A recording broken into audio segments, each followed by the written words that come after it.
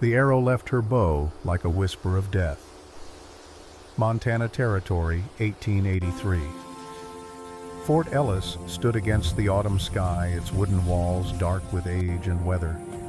Beyond the fort, the mountains rose in layers of blue and gold, ancient and unmoved by the small struggles of men. This was a land where promises were kept or broken by steel and blood, where a woman's skill with a bow could mean the difference between survival and starvation, between respect and scorn. Sarah Brightwater stood at the firing range 100 yards from 3 glass bottles balanced on a split-rail fence. The morning sun caught the auburn in her dark hair, pulled back in a practical braid that spoke of Cherokee efficiency and frontier necessity. Her hands were steady, calloused from years of drawing bowstring, from handling reins and skinning game and doing all the things that kept a woman alive when she lived between two worlds and belonged fully to neither. 5 cavalry officers watched from the shade of the fort's wall. Among them stood Colonel Henry Brennan, a man whose uniform was always perfect, whose boots were always polished, whose smile never quite reached his eyes.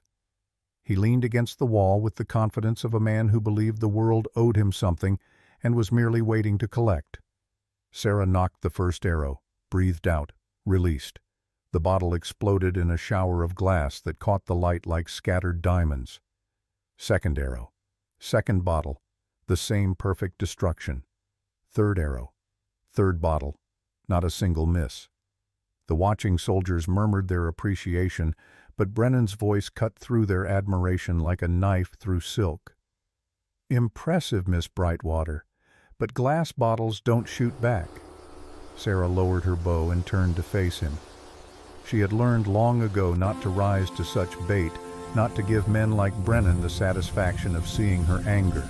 Instead, she gathered her arrows with the same calm precision she brought to everything, each movement deliberate and controlled. As she walked past the officers toward the stables, she heard Brennan chuckle to his men, a sound like gravel sliding down a dry gulch. She kept walking. Near the stables, Clara Johnson waited with a basket of fresh bread. Clara ran the boarding house in nearby Bozeman, a woman whose kindness had become legendary in a land that often forgot what kindness looked like. Her gray hair was pinned up beneath a simple bonnet, and her weathered face carried the map of 52 hard Montana years. "You let him get under your skin again," Clara said, not unkindly. "I let nothing," Sarah replied, checking her horse's saddle. "Men like Brennan speak because they think their words have weight. I don't have to prove them wrong. One day that man's going to find a way to cause you real trouble, Sarah. He doesn't like what he can't control, and you, my dear, are impossible to control." Sarah swung up into her saddle with the easy grace of someone who had been riding since childhood. "I do my job. I scout for the fort. I hunt game. I keep to myself. That should be enough." "Should be," Clara agreed. "Isn't always." Sarah rode out along the trail that led between Fort Ellis and the Cherokee settlement 3 miles north. This was her territory, this no man's land between the military outpost and the tribal village. She lived in a small cabin halfway between, a deliberate choice that spoke volumes about her place in the world. Her mother had been full Cherokee, a woman named Singing Bird, whose skill with medicine plants had been matched only by her skill with a bow. Her father had been a white trader, a good man who had loved Singing Bird with a devotion that transcended the boundaries his own people tried to draw. They had given Sarah a life that straddled 2 worlds, and then they had died, leaving her to navigate those worlds alone. Her mother to a fever when Sarah was 15. Her father to a riding accident 2 years later, his heart already broken beyond healing. The medallion Sarah wore around her neck had been her mother's, a silver disc etched with a Cherokee arrow design. Singing Bird had placed it in Sarah's hand on her deathbed and whispered words Sarah had never forgotten. "An arrow is a promised daughter. When it leaves your bow, you are responsible for where it goes and what it does. Never shoot without knowing what you're promising."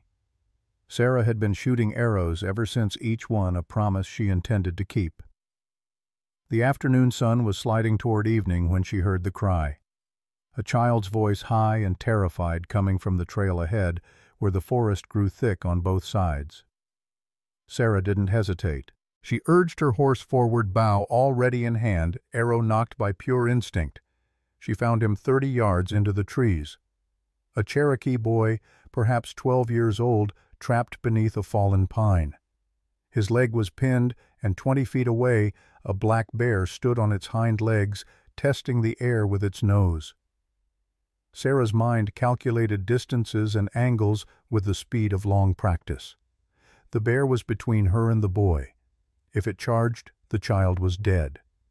If she shot to kill and missed, the bear would tear the boy apart before she could knock a second arrow. She drew and fired in one fluid motion. The arrow struck the ground 2 feet in front of the bear's left paw, a warning shot that sent dirt flying into the animal's face. The bear dropped to all fours with a startled grunt. Sarah was already firing again. The second arrow hit 6 inches to the bear's right. The third arrow landed behind it. The bear, confused and irritated but not wounded, chose retreat over confrontation. It lumbered off into the deeper forest, leaving Sarah and the frightened boy in sudden, ringing silence. Sarah dismounted and hurried to the child. The tree trunk was heavy, but not impossibly so. She braced herself, lifted with legs and back, and felt the weight shift just enough for the boy to pull his leg free. He cried out in pain but managed to crawl clear before Sarah let the trunk fall back to earth. She knelt beside him, examining his leg with gentle but thorough hands. Bruised badly, possibly cracked but not broken through. He would walk again, though not today. "Your little fox," she said in Cherokee. She had seen him in the village before, a quick child with bright eyes who was always asking questions. "Yes, elder sister," he replied, using the respectful term for an older woman of the tribe. His voice shook with residual fear. "Thank you. The bear, it came from nowhere." "Bears don't come from nowhere," Sarah said, tearing strips from her own shirt to bind his leg. "You weren't paying attention to the forest. The forest always tells you what's coming if you listen." "Are you the hunter who works for the fort?" "I'm both, and neither." Sarah finished the binding and stood. "Can you ride?" The boy nodded. Sarah lifted him onto her horse with surprising strength for someone of her slight build, then swung up behind him.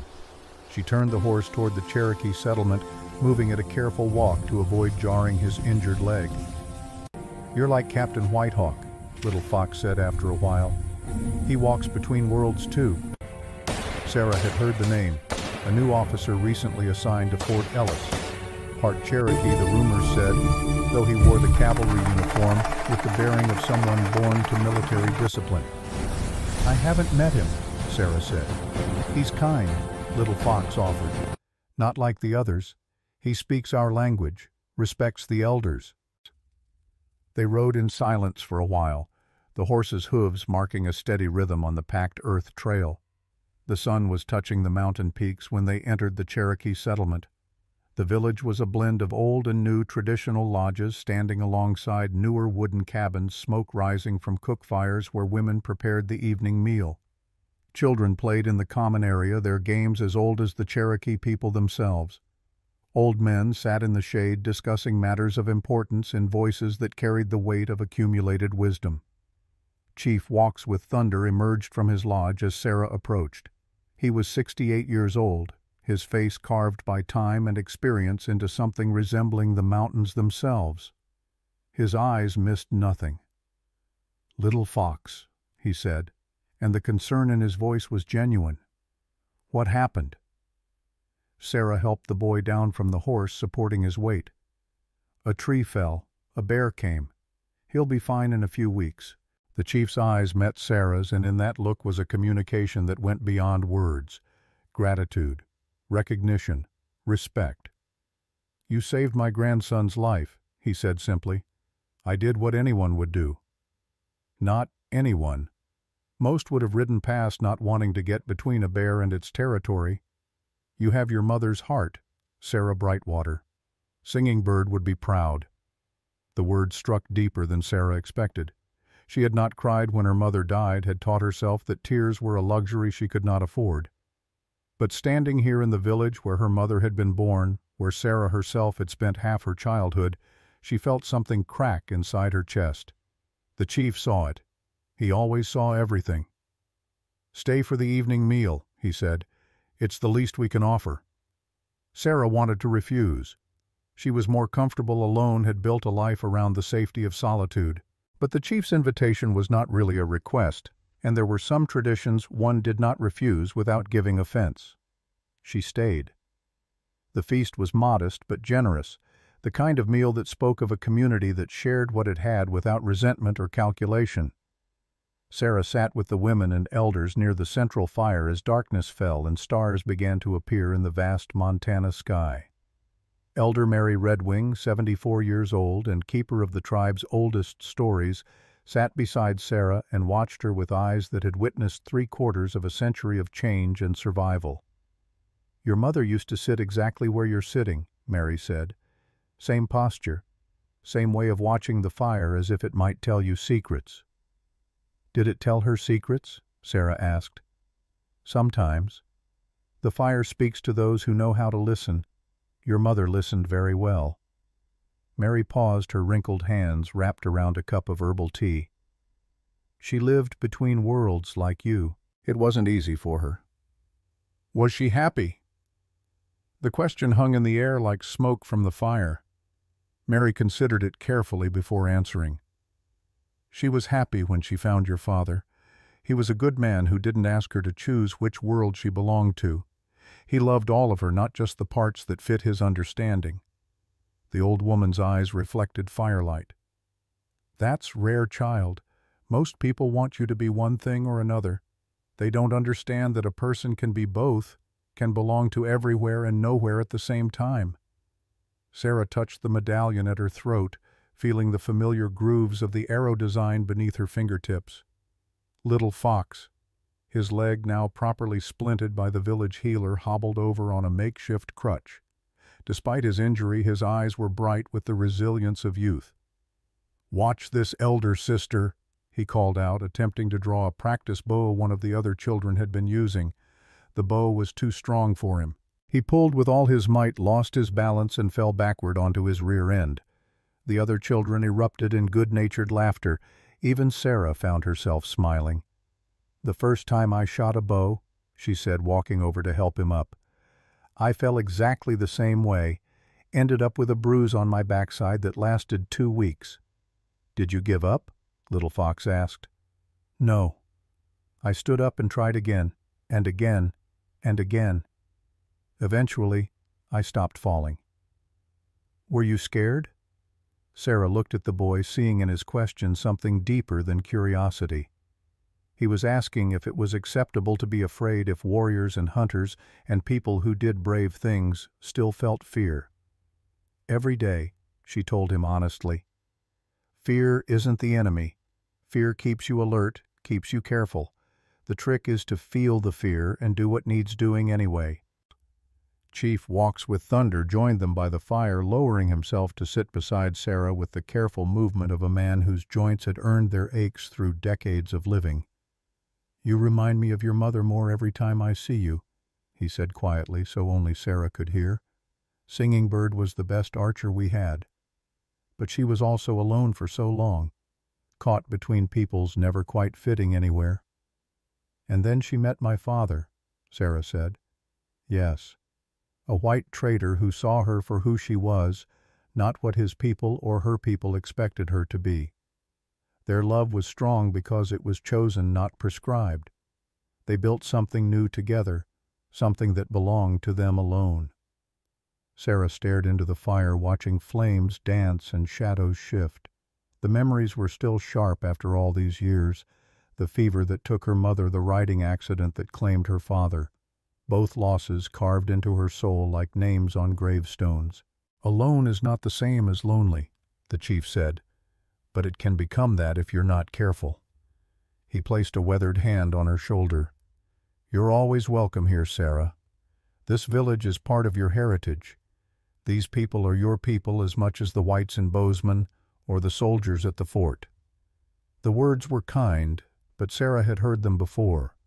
The Cherokee accepted her because of her mother, but she would always be half white in a world that demanded wholeness. The whites at Bozeman tolerated her because of her skills, but she would always be half Cherokee in a society that valued purity. She was a bridge between worlds, useful but never quite trusted by either side. The next morning, Sarah rode back to Fort Ellis with a sense of unease she couldn't quite name. The autumn air had turned sharp overnight, carrying the promise of an early winter. The mountains wore caps of fresh snow, and the aspens were beginning to turn gold. At the fort, Colonel Brennan had called a meeting of the officers and civilian scouts. Sarah arrived to find the conference room already crowded, the air thick with cigar smoke and masculine certainty. Brennan stood at the front of the room, a map of the territory spread on the table before him. He looked up as Sarah entered, his expression flickering with something that might have been annoyance before settling back into practiced neutrality. "Miss Brightwater," he acknowledged. "Good. You're here. You'll want to hear this." Sarah took a position near the back of the room, leaning against the wall in a posture that suggested she could leave at any moment if she chose. Brennan cleared his throat, commanding attention the way some men command troops through expectation rather than respect. "Gentlemen, and Miss Brightwater." The addition of her name felt like an afterthought, a concession to political necessity. "We have a situation developing with the Cherokee settlement north of here." Sarah's spine straightened. Whatever Brennan was about to say, she already didn't like it. "Our scouts have reported unusual activity, large gatherings, stockpiling of supplies, what appears to be weapons training among the young men." Brennan's finger traced a circle on the map around the Cherokee village. "We have reason to believe they may be preparing for hostile action against the fort or against settlers in the region." "That's not true." The words left Sarah's mouth before she could stop them. Every head in the room turned toward her. Brennan's eyes narrowed. "You have evidence to contradict our intelligence, Miss Brightwater." "I have eyes and common sense, Colonel. I was in the Cherokee village last night. They're preparing for winter, not war. Gathering food, repairing lodges, teaching children to hunt. The same things every settlement does when snow is coming." "Perhaps," Brennan said with exaggerated patience, "you saw what they wanted you to see. You are, after all, of mixed heritage. Your objectivity might be compromised." The insult hung in the air like gun smoke. Several of the younger officers shifted uncomfortably. No one spoke. Sarah kept her voice level, though fury burned beneath the surface like banked coals. "My objectivity is based on experience, Colonel. I've lived in this territory my entire life. I know the difference between preparation and aggression. What you're describing sounds like an excuse to provoke a conflict that doesn't need to happen." Brennan's face flushed red. He opened his mouth to deliver what was surely going to be a blistering reprimand. And then a new voice cut through the tension. "Colonel Brennan, sir, I believe Miss Brightwater may be correct." The speaker was a man Sarah had never seen before, though she recognized the captain's insignia on his uniform. He stood near the window backlit by morning sun, so his features were hard to distinguish clearly, but his voice carried the kind of quiet authority that made people listen without him needing to raise it. He stepped forward into better light. Tall, lean, with the kind of build that came from years of hard riding and harder living. His face was angular, high cheekbones suggesting Cherokee ancestry, dark eyes that assessed everything and revealed nothing. He wore his uniform with precision, but there was something in his bearing that spoke of comfort in wilder places than parade grounds. "Captain James Whitehawk," Brennan said, and displeasure dripped from every syllable. "You've been here barely a week. Perhaps you should listen more and speak less until you understand the situation." "Respectfully, sir, I've spent that week riding the territory and speaking with both settlers and tribal members. I've found no evidence of hostile intent from the Cherokee. What I have found is a community preparing for winter and trying to maintain peaceful coexistence despite increasing pressure from outside forces." Brennan's jaw clenched. "Are you suggesting that my assessment is incorrect, Captain?" "I'm suggesting that additional investigation might be warranted before taking action that could destabilize a currently peaceful situation." The two men stared at each other, a clash of wills playing out in silence.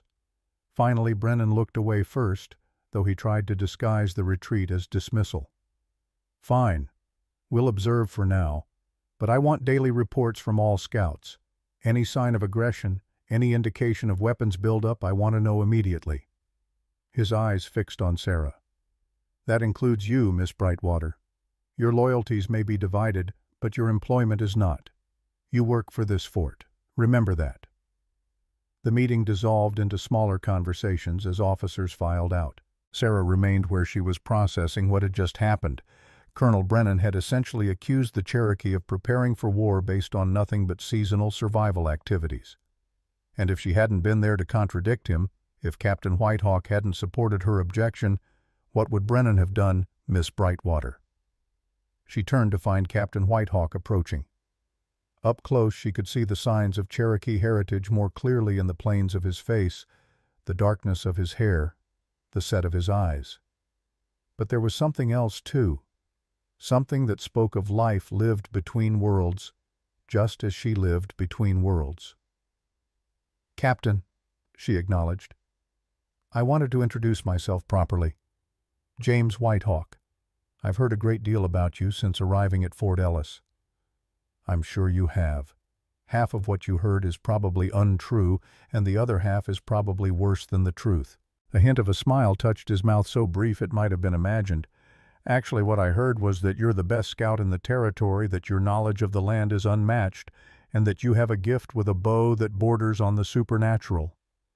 The last part is definitely exaggeration.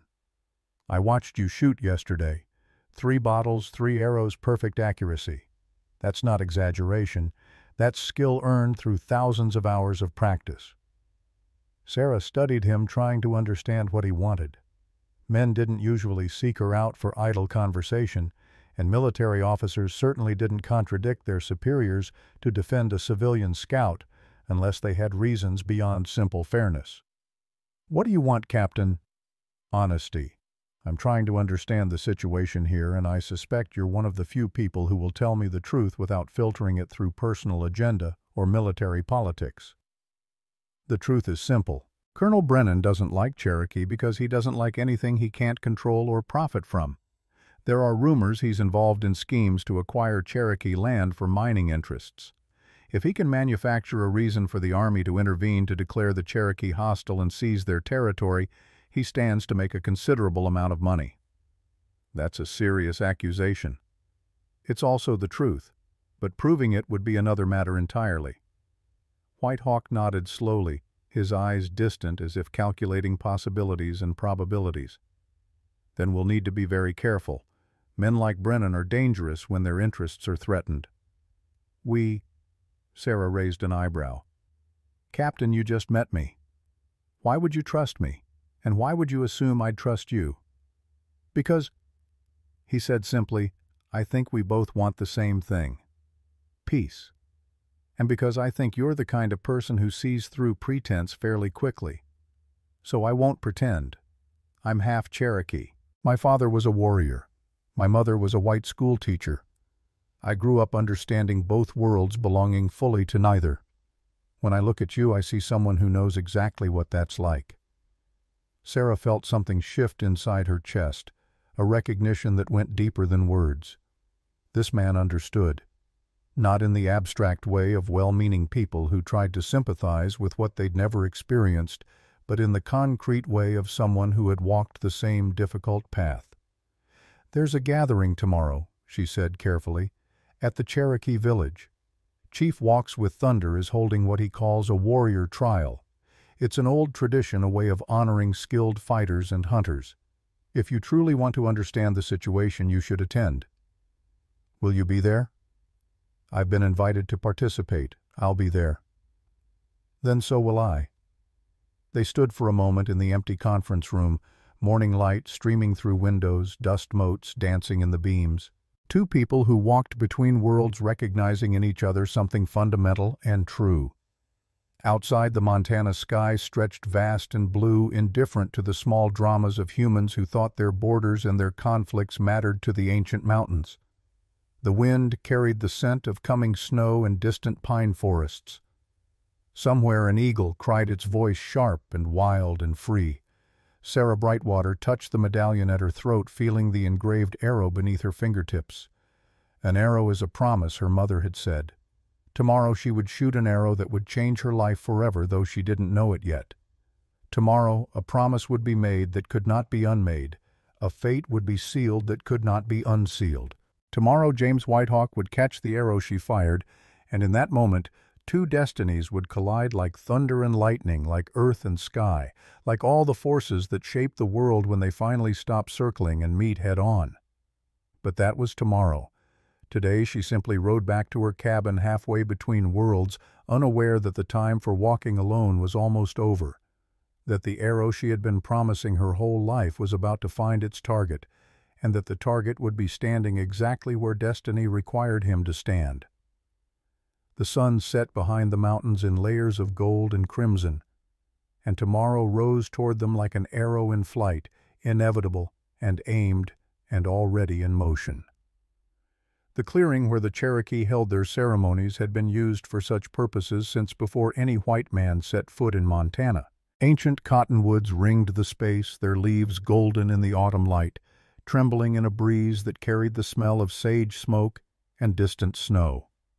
200 people gathered in a rough circle, Cherokee and white settlers alike, their presence a testament to the fragile peace that existed in this territory, where cultures collided like weather systems, sometimes gentle, sometimes violent, always unpredictable.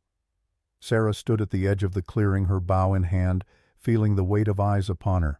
She wore traditional Cherokee clothing her mother had made doeskin decorated with quill work in patterns that told stories older than memory.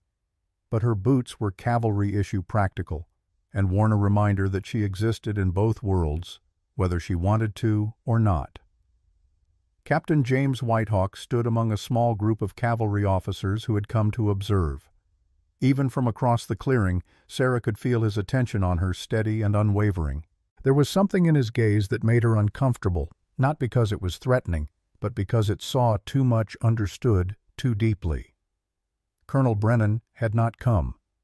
His absence spoke volumes about what he thought of Cherokee traditions, of ceremonies he considered primitive superstition rather than cultural heritage worth respecting.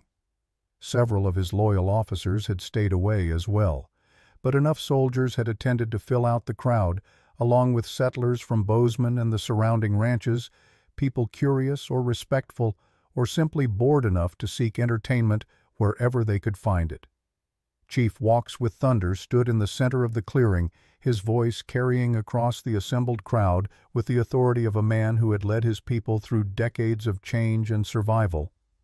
"We gather today to honor the old ways," he said in Cherokee, then repeated in English for those who did not speak the language. "The warrior trial is ancient, passed down from our grandfathers' grandfathers.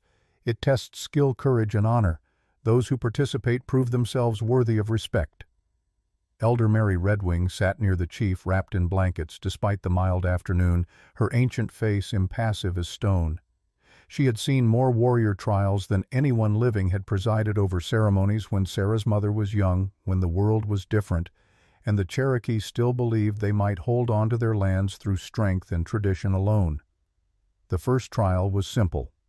A wooden target suspended on ropes between two poles, swinging in the wind like a pendulum. Warriors took turns shooting at it from 80 yards while it moved. Most hit, some missed. The crowd applauded or groaned depending on the outcome, a communal experience that transcended the divisions of culture and color. Sarah watched, calculating wind speed and target movement with the unconscious precision of someone who had been doing such calculations since childhood. She had shot at moving targets 1,000 times, had learned to read air currents and trajectory the way other people read books. When her turn came, she stepped forward into the center of attention with the same calm she brought to everything. She could feel the crowd's curiosity, especially from the white settlers who had heard stories about the half-breed woman who could outshoot any man but had never seen proof. She nocked the arrow, drew, breathed, released. The arrow struck dead center of the swinging target, the impact stopping its motion for just a moment before momentum carried it forward again.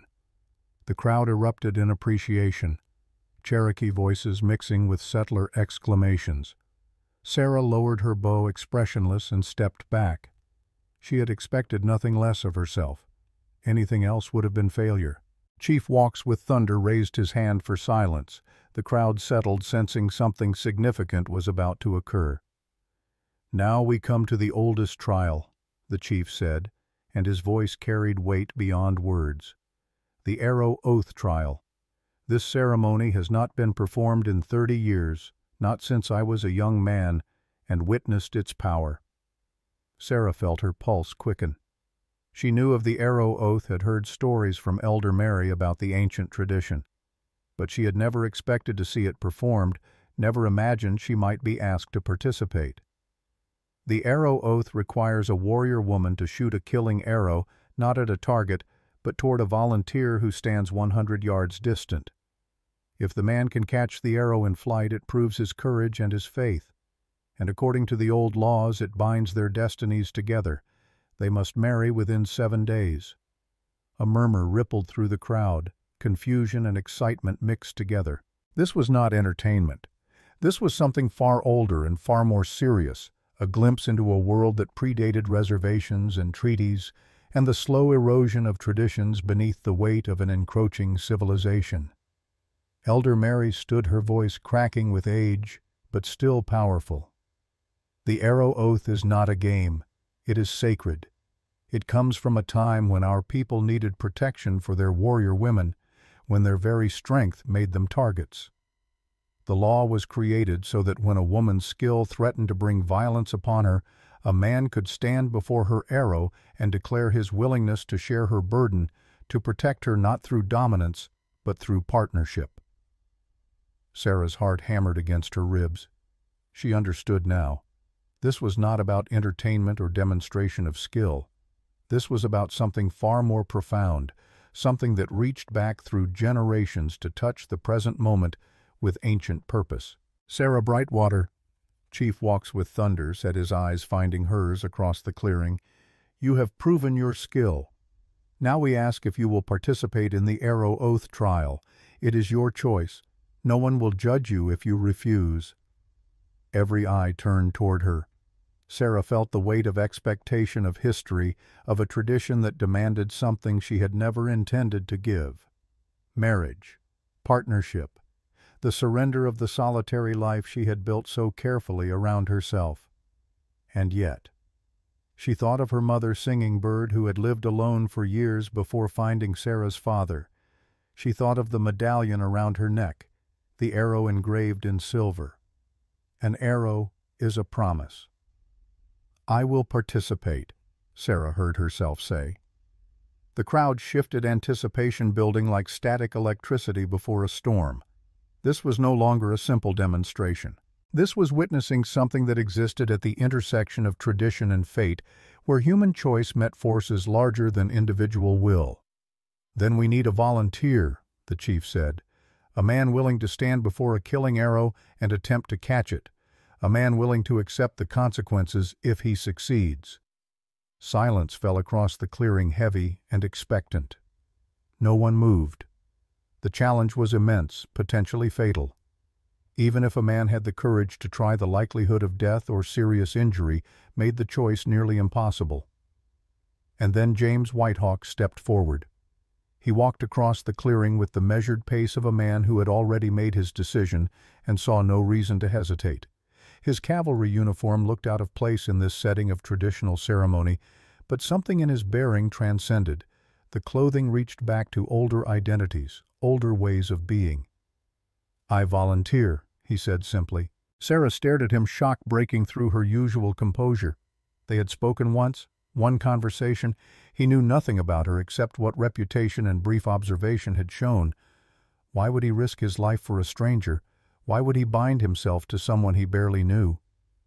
"Captain Whitehawk," Chief Walks with Thunder said gravely, "do you understand what you are accepting?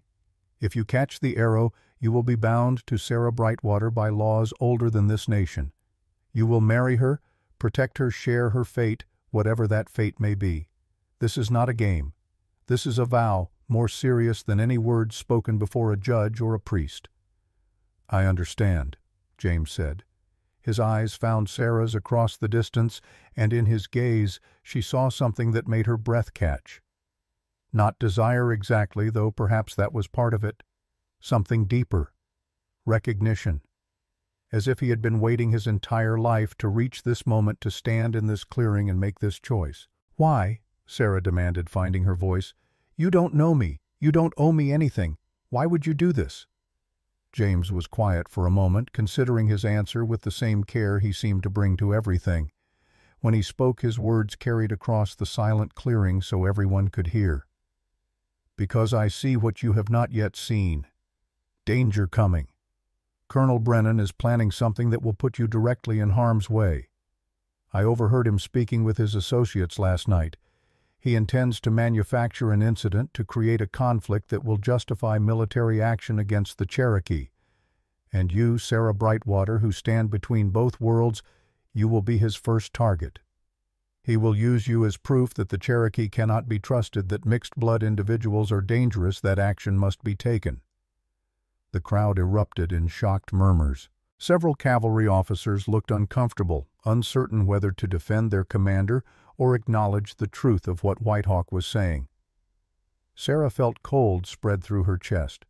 She had known Brennan disliked her, but to hear that he was actively planning to use her as a pawn in whatever scheme he was constructing sent ice through her veins.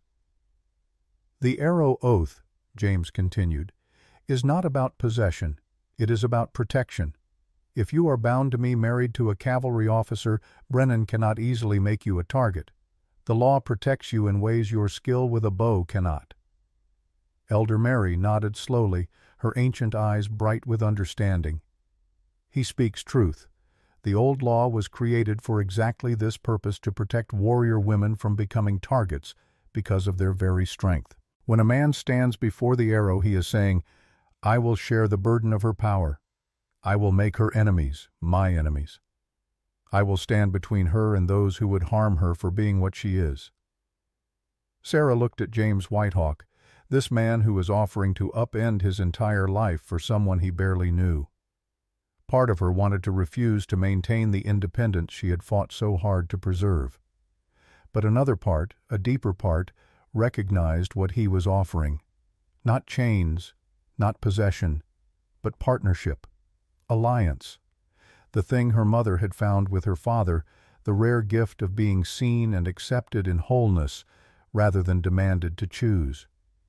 "I accept the trial," she said quietly, then louder so everyone could hear. "I accept." The chief nodded gravely. "Then let it be done according to the old ways." The crowd drew back, forming a corridor 100 yards long. James walked to the far end and stood perfectly still, his face calm, but his eyes intensely focused. Sarah remained at the opposite end, bow in hand, a killing arrow nocked. Elder Mary approached Sarah, speaking so only she could hear.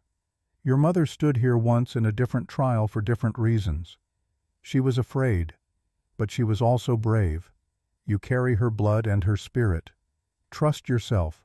Trust the arrow. Trust the man who stands before it." Sarah nodded, unable to speak past the tightness in her throat. She raised her bow, drawing the string back to her cheek. 100 yards. A killing shot. A sharp-tipped arrow meant for bringing down elk and deer, heavy enough to punch through hide and bone. James did not move, did not flinch. He stood like a statue, his eyes never leaving hers, and in that gaze she saw absolute trust. He believed she would shoot true. He believed he could catch what she sent toward him.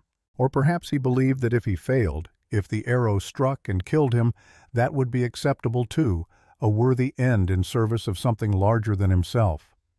The wind stilled. The crowd held its breath.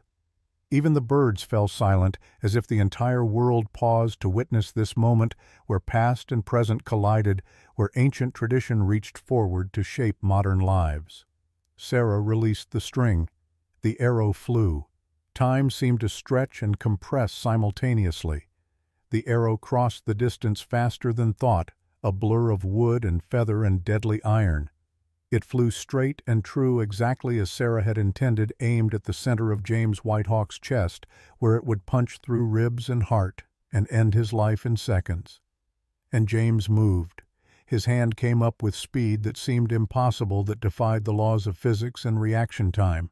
His fingers closed around the arrow shaft 6 inches from his chest, the impact driving him back a step, but his grip holding firm, stopping the deadly projectile before it could complete its intended purpose. Absolute silence. James stood holding the arrow, his hand rock steady despite the force that must have required to stop its flight. Blood ran down his palm where the shaft had cut skin, but his face remained calm, almost serene, as if catching death in mid-air was something he did every day before breakfast. Then the crowd exploded in sound. Cherokee voices raised in celebration, mixed with settler amazement and cavalry shock. People surged forward, unable to contain their reaction to what they had just witnessed. But Sarah could not move. She stood frozen, bow still raised, though the string was slack, staring across the distance at the man who had just caught her arrow. The man who, according to laws older than nations, was now bound to her in ways that could not be easily broken. Elder Mary stepped forward, her voice cutting through the chaos with authority earned through 7 decades of witnessing such moments. The arrow oath has been fulfilled. Captain James Whitehawk has proven his courage and his faith. According to our laws, he and Sarah Brightwater are now bound. They must marry within 7 days, or the oath is broken and brings dishonor to both families. Sarah finally lowered her bow, her hands shaking with reaction.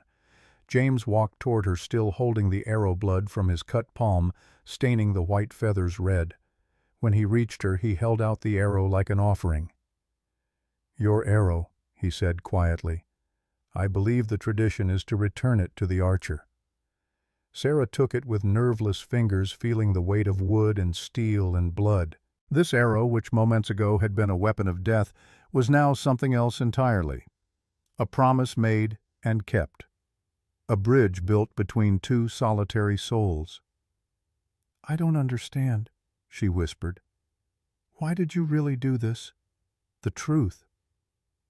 James looked at her with those dark, knowing eyes. "Because from the moment I saw you, I recognized something. You walk alone because you believe it is safer than trusting. You have built walls because you have been hurt by both worlds you inhabit. I know this because I have done the same. But my father taught me something before he died. He said that the arrow oath was not about forcing marriage. It was about recognizing when 2 people who were meant to walk together keep missing each other because they are too afraid to stop walking alone." Tears stung Sarah's eyes, the first tears she had allowed herself in years. Because he was right. Because somehow this stranger had seen through to the truth she had hidden even from herself. Chief Walks with Thunder placed his hands on both their shoulders, his aged face solemn but not unkind. "The ceremony will be held in 3 days," he said. "That gives us time to prepare, and time for you both to understand what you have chosen." As the crowd began to disperse, still buzzing with excitement and speculation, Sarah stood with James in the center of the clearing, the caught arrow held between them like a strange talisman, a physical manifestation of fate and choice intertwined too tightly to ever separate. She should have been angry, should have felt trapped, should have resented this disruption to the careful solitude she had maintained for so long. Instead, for the first time in memory, she felt something else. Not happiness exactly, not yet, but possibility. The suggestion that perhaps walking alone was not the only form of freedom, that perhaps true strength came not from isolation, but from finding someone willing to stand before your arrows and catch them without flinching. The sun moved lower in the sky, casting long shadows across the sacred clearing. Tomorrow would bring challenges. Brennan would not take this development well. There would be consequences and complications and struggles yet to come. But tonight, Sarah Brightwater held an arrow that had been caught in mid-flight and wondered if perhaps her mother had been right all along. An arrow is a promise, and sometimes the promise is not made when you shoot, but when someone catches what you send toward them and chooses to hold on rather than let it strike home. The night settled over Sarah's cabin like a blanket woven from doubt and starlight. She sat by the fire, unable to sleep, the caught arrow resting across her lap like a question she did not know how to answer. The flames cast dancing shadows on the log walls, and in those shadows she saw the faces of everyone who had watched her today, Cherokee and white alike, their expressions ranging from joy to confusion to calculation. 3 days until the ceremony. 72 hours until her life changed forever in ways she could not yet fully comprehend. A knock at the door broke through her thoughts. Sarah's hand went instinctively to the knife at her belt before reason reasserted itself. An enemy would not knock. "It's James," came the voice from outside. "May I come in?" Sarah opened the door. Captain Whitehawk stood in the moonlight, no longer in uniform but dressed in simple trail clothes that spoke of Cherokee heritage more than cavalry discipline. His hand was bandaged where the arrow had cut him a white cloth stark against his tanned skin. "I thought you might want to talk," he said. "Or not talk. Sometimes silence is better than words." Sarah stepped aside, allowing him entry. He moved into the small space with the careful respect of someone entering another person's sanctuary uninvited. His eyes took in the cabin with quick assessment. The bow rack on one wall holding 6 different bows, each suited to different purposes. The shelves lined with jars of herbs and preserved foods. The small collection of books, some in English, some in Cherokee syllabary. The life of someone who had built self-sufficiency into an art form. "Coffee," Sarah offered, gesturing toward the pot that sat perpetually ready by the fire. "Please." They sat in chairs positioned near the hearth, the fire crackling between them, and for several minutes neither spoke. Sarah found the silence comfortable rather than awkward, a shared quietness that required no filling with empty words. Finally James broke the silence. "My father taught me the arrow catch when I was 20 years old. We spent 2 years in the wilderness of British Columbia, far from any settlement, any distraction. He said I needed to learn not just the physical skill, but the spiritual discipline behind it." Sarah looked at him over the rim of her coffee cup, listening. "He told me that catching an arrow is not about speed or reflexes, though those matter. It is about understanding the person who shoots it. You have to read them, see their intention, know their heart. Only then can you know where the arrow will fly and how to meet it." James turned his bandaged hand over, studying it as if it belonged to someone else. He said, "When I finally caught an arrow, it would be because I had found the person I was meant to catch it for. The person whose heart I could read clearly enough to stand before their most deadly intention and trust that we were meant to meet at exactly that moment." "Did you read my heart?" Sarah asked quietly. "When you caught my arrow, did you see what I intended?" "I saw that you shoot true, that you aim for the center for the kill, because anything less would be dishonest. I saw that you carry the weight of 2 worlds on your shoulders and have convinced yourself that bearing it alone is strength rather than loneliness." James met her eyes. "And I saw that beneath the armor you wear there is someone who wants desperately to be seen, to be understood, to be accepted for all the contradictions and complications that make you who you are." Sarah felt her breath catch. No one had spoken to her this way before, with such direct perception, such refusal to accept the surface she presented to the world. "You assume a great deal based on one arrow," she said, but her voice lacked the defensive edge she intended. "Perhaps, or perhaps I recognize what I see because I have lived it myself. My mother was a schoolteacher from Boston who came west to educate frontier children. My father was a Cherokee warrior who had survived the removal, who carried scars both physical and spiritual from watching his people forced from their homeland. Their love was not easy. It was complicated and difficult, and required both of them to be braver than most people ever need to be." James leaned forward, his elbows on his knees, staring into the fire. "They taught me that being caught between worlds is not a weakness. It is a gift if you can learn to embrace it rather than fight it. But it requires finding someone who understands, who does not ask you to choose one half over the other." "And you think you are that person for me?" Sarah asked. "I think we might be that for each other." The words hung between them, honest and vulnerable, in a way that made Sarah's chest ache. She had spent so many years building walls, convincing herself that independence was the only safe path. And here was this man, this stranger, who had stepped in front of her killing arrow, offering something different. Not easy, not simple, but possibly true. Before she could respond, hoofbeats sounded outside, fast and urgent. Both Sarah and James were on their feet instantly, weapons appearing in their hands with the automatic response of people who had survived by staying alert. The door burst open without ceremony. Sergeant Patrick O'Malley, one of the cavalry's most trusted non-commissioned officers, stood breathing hard, his horse lathered with sweat behind him. "Captain Whitehawk, sir. Miss Brightwater. You need to hear this." O'Malley's Irish accent thickened with stress.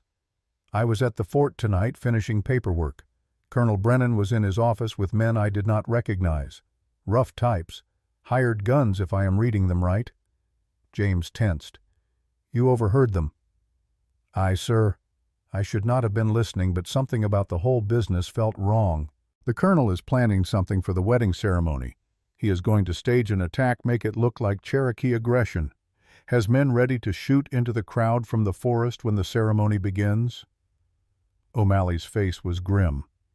"He is planning to turn your wedding into a massacre, sir, and he is planning to make sure both of you are among the casualties." Sarah felt ice spread through her veins. The wedding ceremony would gather Cherokee and white settlers together, a rare moment of community and celebration. Brennan planned to turn it into a bloodbath to manufacture the very war he claimed to be preventing. "How many men does he have?" James asked, his voice taking on the clipped tones of military planning. "I counted 6 hired guns plus Lieutenant Gray and maybe 4 cavalry soldiers who are loyal to Brennan above regulations. Not a large force, but large enough to cause chaos when people are not expecting violence." James paced the small cabin, thinking rapidly. Sarah watched him, seeing the transformation from thoughtful conversationalist to tactical commander. This was a man who knew how to assess threats and plan responses, who had survived situations where quick thinking meant the difference between life and death. "We have 3 days," James said finally. 3 days to prepare without alerting Brennan that we know his plan. We need to gather allies, people we can trust, absolutely." "Chief walks with thunder," Sarah said immediately. "Elder Mary. They need to know." "Agreed. Who else?" "Clara Johnson from the boarding house. She has influence with the settlers. If she speaks for us, others will listen." Sarah's mind raced through possibilities. Some of the cavalry soldiers are decent men who do not like Brennan's methods. Sergeant O'Malley clearly. Who else can we trust? O'Malley cleared his throat. "Private Jenkins, sir. Corporal Martinez. Both good men who have complained privately about the colonel's behavior. And there is Lieutenant Gray." James looked surprised. "Gray? He was with Brennan tonight?" "Aye, but he left early and looked troubled." "I have served with Thomas Gray for 2 years. He is a good man, sir, just young and uncertain. He follows orders because he does not yet trust his own judgment. But I do not think he has the stomach for what Brennan is planning. If someone were to speak with him, explain the situation clearly, he might be turned." Sarah considered this. She had seen Lieutenant Gray around the fort, a young officer trying hard to do right, but uncertain what right looked like in a world where authority figures like Brennan corrupted their positions for personal gain. "I'll talk to him," she said. "Tomorrow morning. If he agrees to help us, we gain not just another ally, but intelligence about Brennan's exact plans." "That's dangerous," James said. "If Gray is truly loyal to Brennan, you would be revealing our knowledge. He could warn the colonel." "Then I will have to read him correctly." Sarah met James's eyes. "You said catching an arrow requires understanding the heart of the person who shoots it. Perhaps preventing a massacre requires the same skill. I think Gray's heart is not as dark as his current path suggests." James studied her for a long moment, then nodded. "Your judgment, but be careful." O'Malley shifted uncomfortably. "There is something else, sir. Miss Brightwater. The colonel has been making inquiries about the arrow oath law. He knows about it now, knows what it means. He was laughing about it tonight, saying that binding yourselves together just makes his job easier because he can eliminate both problems with one action. The casual cruelty of it, the reduction of human lives to problems requiring elimination, sent rage coursing through Sarah's blood. But beneath the rage was something colder, more useful: determination. Brennan saw her as a problem. She would show him exactly what kind of problem she could be.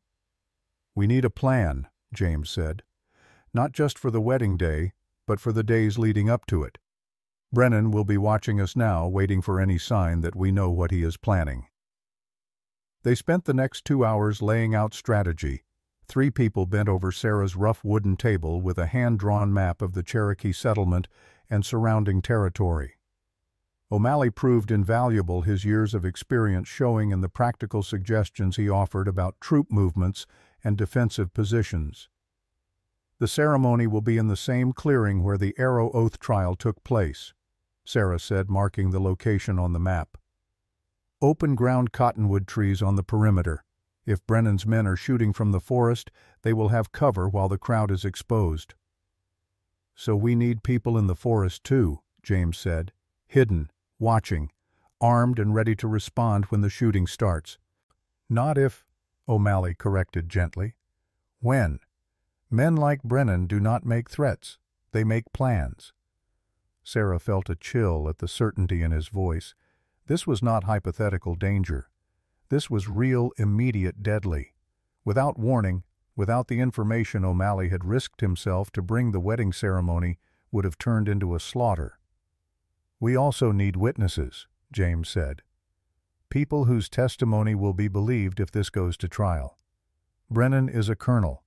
Bringing him down will require more than just stopping his plan. We need to expose him completely." "Marshal Tucker from Helena," Sarah suggested. "He has jurisdiction over territorial matters. If we could get him here for the wedding, invite him as an honored guest, his presence would serve 2 purposes. Brennan might hesitate to act with a federal marshal present, and if he does act, we have an unimpeachable witness." James smiled, the first real smile Sarah had seen from him. "That's brilliant, and it provides us cover for the invitation. Nothing suspicious about wanting a marshal at a significant ceremony." They worked until the early hours of morning, planning and refining, considering contingencies and backup strategies. When O'Malley finally left to return to the fort before his absence was noted, the sky was beginning to lighten in the east darkness, giving way to the gray promise of dawn. Sarah and James stood outside her cabin watching the sunrise paint the mountains in shades of rose and gold. Neither had slept. Both felt the weight of what was coming, the responsibility they now carried for preventing violence that could shatter the fragile peace between Cherokee and settlers. "You should go," Sarah said quietly. "Get some rest before we start this." "So should you." "I don't think I can sleep. My mind is too active, turning over possibilities and problems." James was silent for a moment, then said, "My father used to tell me a story about fear. He said fear is like a wild horse. If you try to break it, to dominate it completely, you destroy something essential. But if you try to ignore it, pretend it is not there, it will trample you. The skill is in learning to ride it, to acknowledge its power while directing its energy toward useful purpose." "Is that what you are doing now? Riding your fear?" "Yes. I am terrified, Sarah. Terrified that my choices have put you in greater danger. Terrified that I have miscalculated and people will die because of it. Terrified that I stepped in front of your arrow based on instinct rather than wisdom." He turned to face her fully. "But I am also certain that doing nothing would have been worse. Sometimes the brave choice and the terrifying choice are the same thing." Sarah reached out and took his hand, the one still bandaged from catching her arrow. "We ride this together then, whatever comes." "Whatever comes," he agreed. As the sun climbed higher, burning away the morning mist that clung to the valleys, Sarah felt something shift inside her. For years she had defined strength as self-sufficiency, as needing no one, depending on no one, trusting no one completely. But perhaps she had been wrong. Perhaps real strength was recognizing when you needed allies, when solitary pride became dangerous isolation. She had shot an arrow intending to prove her skill. James had caught it and proven something else entirely, that some things in life are meant to be caught, held, honored, rather than allowed to strike their target and bring the kind of death that serves no purpose beyond destruction. Later that morning, Sarah rode to Fort Ellis with a specific purpose. She found Lieutenant Thomas Gray in the stables checking his horse's shoes with the careful attention of someone who had learned that small, neglected details could lead to large disasters. "Lieutenant Gray," she said, keeping her voice neutral, "might I have a word?" Gray looked up, surprise crossing his young face. He was 26, barely more than a boy, despite his rank, with sandy hair and blue eyes that still held traces of idealism, not yet completely ground down by military reality. "Miss Brightwater, of course. What can I do for you? Walk with me, away from listening ears." Gray hesitated, caution warring with curiosity. Finally, curiosity won.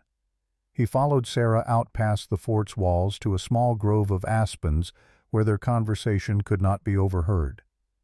"I will be direct, Lieutenant, because we do not have time for subtlety. You were in Colonel Brennan's office last night. You heard his plans for the wedding ceremony."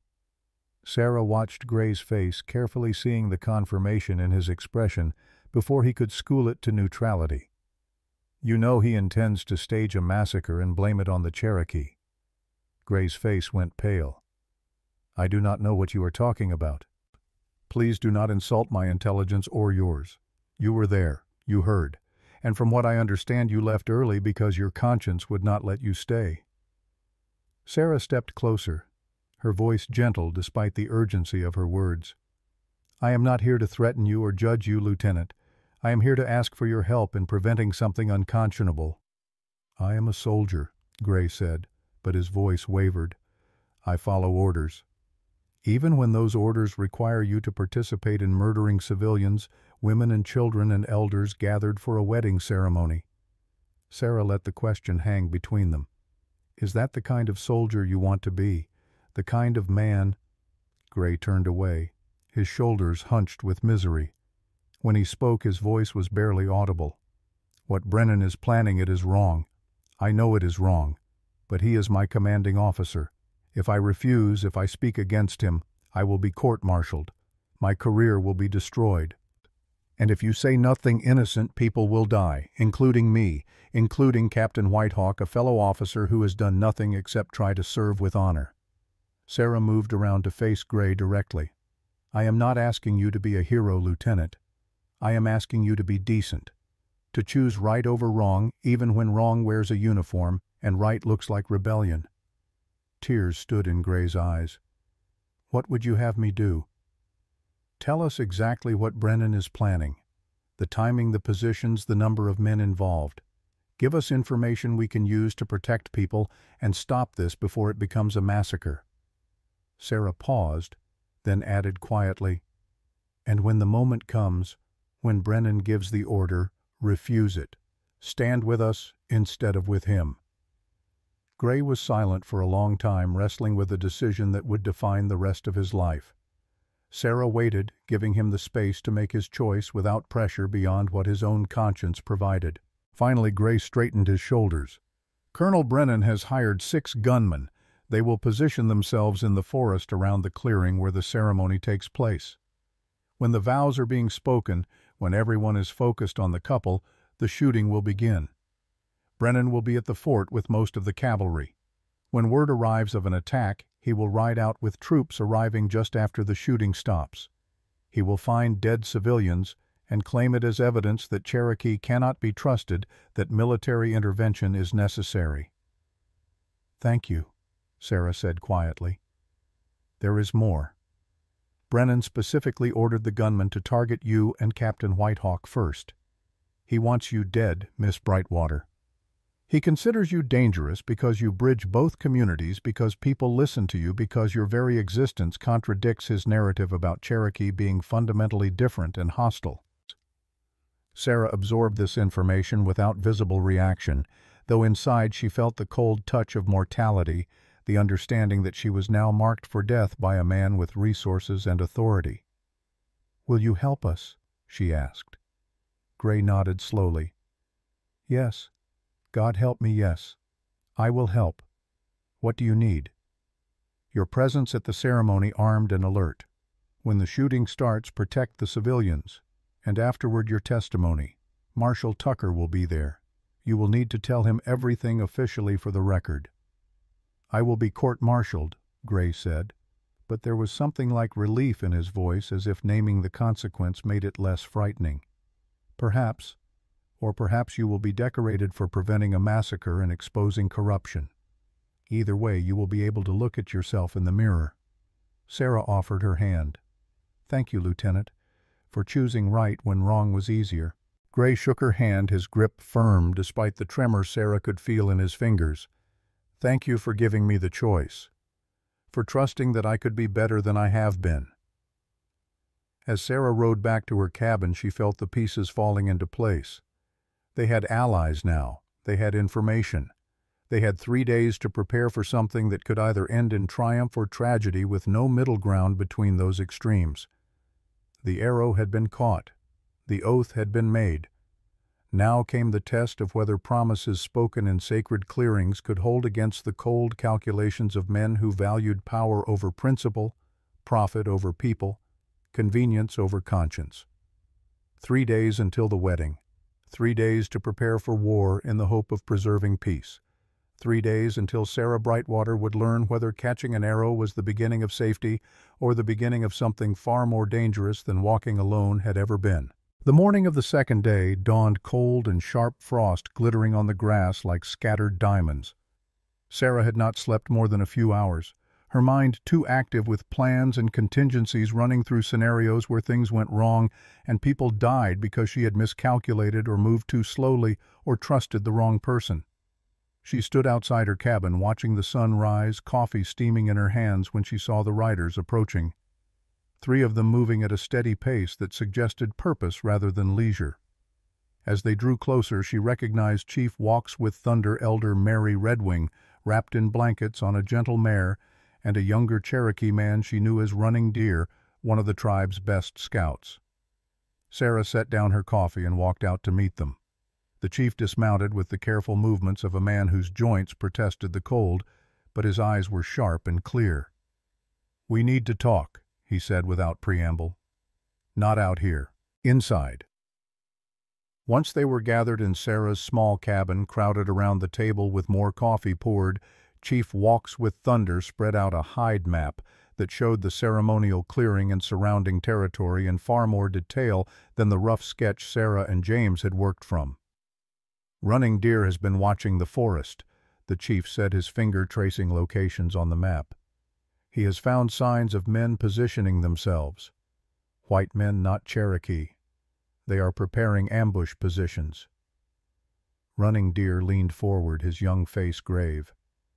"I counted 6 different locations. Hidden positions with clear sight lines to the center of the clearing. They have been cutting branches, creating shooting nests in the trees. Professional work. These are men who know what they are doing." Sarah felt her stomach tighten. It was one thing to hear about Brennan's plan secondhand from O'Malley and Gray. It was another thing entirely to have physical confirmation that armed men were already preparing to kill people she cared about. "James Whitehawk told us what you learned," the chief continued, "about Colonel Brennan's scheme, about the danger facing not just you and the captain, but everyone who will attend the ceremony." His weathered hand gripped hers. "You should call it off, child. Cancel the wedding. Leave this territory entirely. Your life is worth more than any ceremony." "If we cancel, Brennan will just find another opportunity," Sarah said quietly. "Another gathering. Another moment when people are vulnerable. At least now we know what he is planning. At least now we have time to prepare." Elder Mary spoke for the first time, her ancient voice carrying the weight of 7 decades of wisdom. "The arrow oath cannot be broken once made. The ceremony must happen or great dishonor falls upon both families. But perhaps the ceremony does not need to happen where Brennan expects it to." Everyone turned to look at her. The old woman's eyes gleamed with something that might have been mischief despite the seriousness of the situation. "There is another clearing," she said. "Sacred ground older than the one we have been using, hidden in a canyon 3 miles north. Very few people know of it. We could hold the ceremony there in secret with only trusted witnesses. Let Brennan's hired guns sit in their trees waiting for a ceremony that never comes." It was elegant in its simplicity, but Sarah shook her head. "If we hide, we solve nothing. Brennan remains in power. The threat continues. Eventually, he will act again, and we might not have warning next time." Sarah looked around at the faces of people she trusted. "We need to catch him in the act. We need witnesses and evidence that cannot be disputed. We need to end this completely, not just delay it." "That means using yourself as bait," Chief Walks with Thunder said heavily. "Using all of us as bait. You are asking people to stand in a killing ground so that we can expose one corrupt officer. I am asking people to stand together so we can stop a man who will otherwise continue to harm both our communities." Sarah met the chief's eyes without flinching.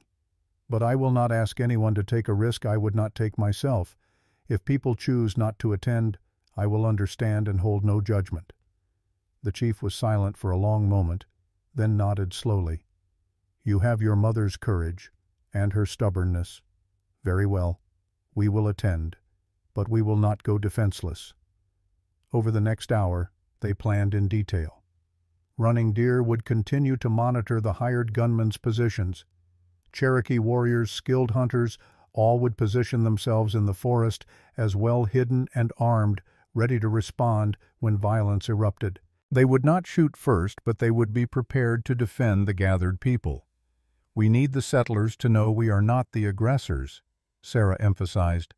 "Everything depends on making it clear that Brennan's men shot first, that Cherokee responded in defense, not attack."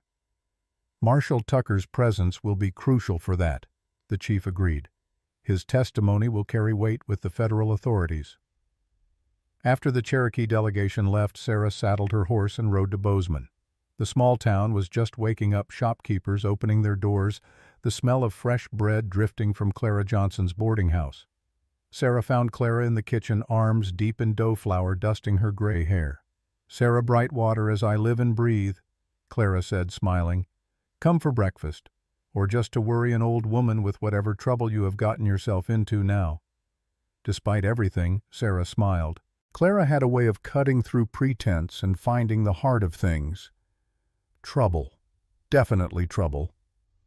Over coffee and Clara's legendary biscuits, Sarah laid out the situation. She watched the older woman's face shift from concern to anger to grim determination as the story unfolded. "That snake Brennan," Clara spat when Sarah finished. "I never trusted him. Too smooth, too certain of his own righteousness. Men like that are dangerous because they always believe their own justifications." "I need your help," Sarah said. "You have influence in this town. People respect you. If you vouch for what we are saying, if you witness what happens at the ceremony, your testimony will matter." "Of course I will be there," Clara said immediately. "And I will bring others. Good people who are tired of Brennan's scheming, who want peace between Cherokee and settlers, who believe in justice over expedience." She gripped Sarah's hand. "You are doing something brave, child. Dangerous, yes, but brave. Your mother would be proud." Sarah felt tears prick her eyes at the words. She blinked them back, maintaining the composure that had become her armor against a world that demanded strength. "There is something else," Clara said, her voice gentler. "This Captain Whitehawk you are marrying, you care for him, do you not?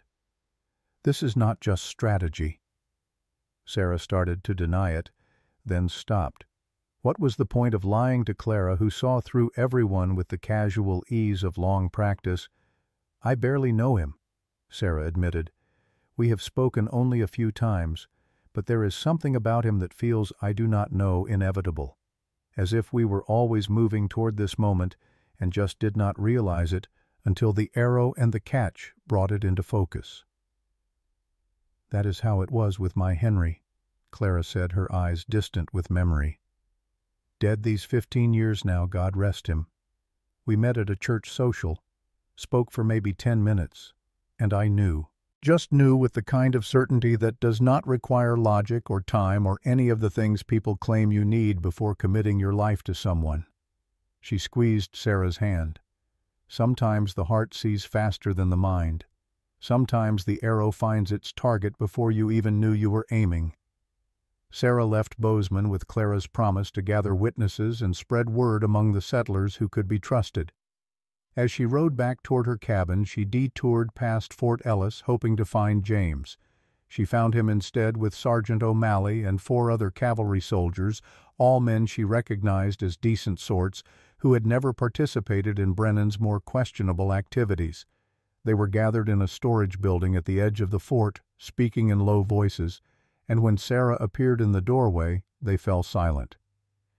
"It is all right," James said to the others. "She is the reason we are here." Private Jenkins, a young man from Ohio with kind eyes, spoke up. "Miss Brightwater, the captain, has told us what Colonel Brennan is planning. We want you to know we will have no part of it. We are soldiers, not murderers." "More than that." Corporal Martinez added, his Spanish accent thickening with emotion. "We will stand with you at the ceremony. We will protect the people there. And afterward, we will testify to what we have witnessed." Sarah felt something crack in her chest at their words, at the simple decency of men choosing right despite the personal cost. "Thank you. All of you. You are risking your careers, possibly your freedom if this goes badly." "Some things are worth risking everything for," O'Malley said quietly. "A man has to be able to sleep at night. Has to be able to look his children in the eye and tell them he stood up when standing up mattered." After the soldiers dispersed to avoid drawing attention, Sarah and James walked together along the tree line beyond the fort. It was the first time they had been truly alone since the arrow oath ceremony, the first moment without planning or crisis, demanding immediate attention. "Are you afraid?" James asked. "Terrified," Sarah admitted, "but also certain. Does that make sense? To be both at once?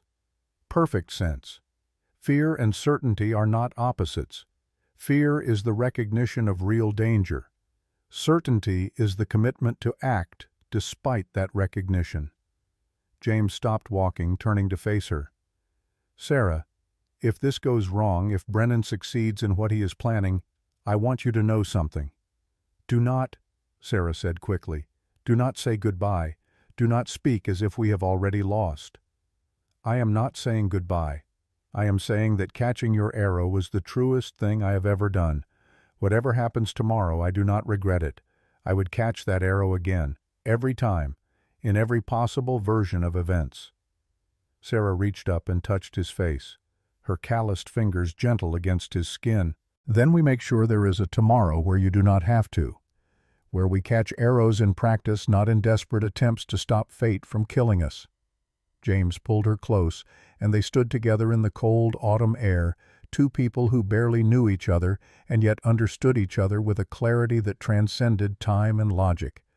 The wind moved through the trees carrying the scent of pine and coming snow, and somewhere a hawk cried out its voice sharp and wild against the vast Montana sky.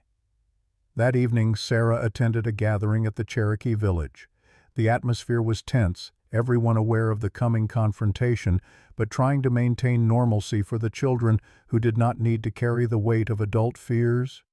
Young Little Fox, his leg still splinted but healing well, approached Sarah with a carved wooden arrow he had made himself.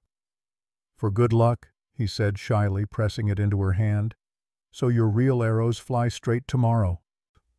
Sarah knelt down to his level, holding the carved arrow like the treasure it was. "Thank you, Little Fox. This means more to me than you know." "You are scared," the boy said with the blunt perception of children who have not yet learned to hide behind polite lies. "I can see it. But you are doing it anyway. That is what makes you brave." Out of the mouths of children, Sarah thought, comes wisdom. Adults forget in their rush to appear strong. She hugged Little Fox gently, careful of his healing leg, and tucked his carved arrow into her belt like a talisman. As night fell, Elder Mary called Sarah to her lodge. The interior was dim, lit by a single lamp, filled with the scent of sage and sweetgrass. The old woman sat by her fire, her face a map of wrinkles that told stories of a life fully lived. "Sit, child," Mary said, patting the ground beside her. Sarah sat cross-legged, feeling suddenly young and uncertain in the presence of so much accumulated wisdom. "Tomorrow you marry," Mary said. "In the old days, before a woman married, the elders would tell her the truth of what marriage means. Not the romantic stories, not the songs and poetry, the truth." "I would like to hear that truth," Sarah said. "Marriage is not about completion. You are already whole, Sarah Brightwater. You do not need a man to make you complete. Marriage is about choosing to walk with someone to share the burden of living in a world that is often hard and sometimes cruel." Mary poked the fire with a stick, sending sparks spiraling upward. "Your mother understood this. She married your father not because she needed him, but because she wanted to share her strength with someone who would honor it rather than try to diminish it." "James honors my strength," Sarah said quietly. "He caught my arrow not to prove his power over me, but to prove his willingness to stand with me.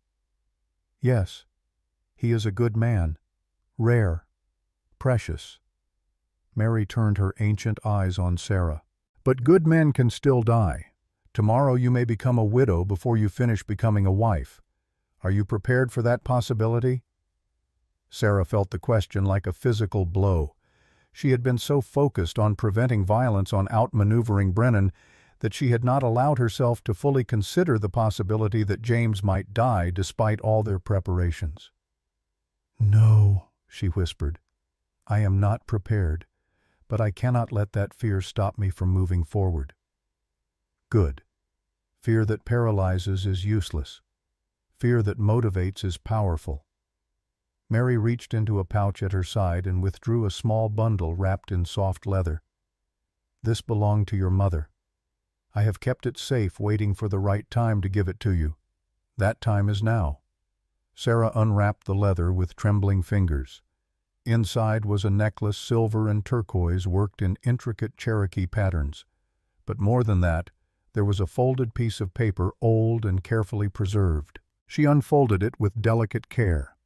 The writing was her mother's, the Cherokee syllabary mixed with English in the way Singing Bird had written, moving fluidly between languages as her thoughts required. "My daughter," the letter began, "if you are reading this, I am gone, and you are preparing to walk a path similar to the one I walked. Marriage between worlds is not easy. You will face judgment from both sides, acceptance from neither.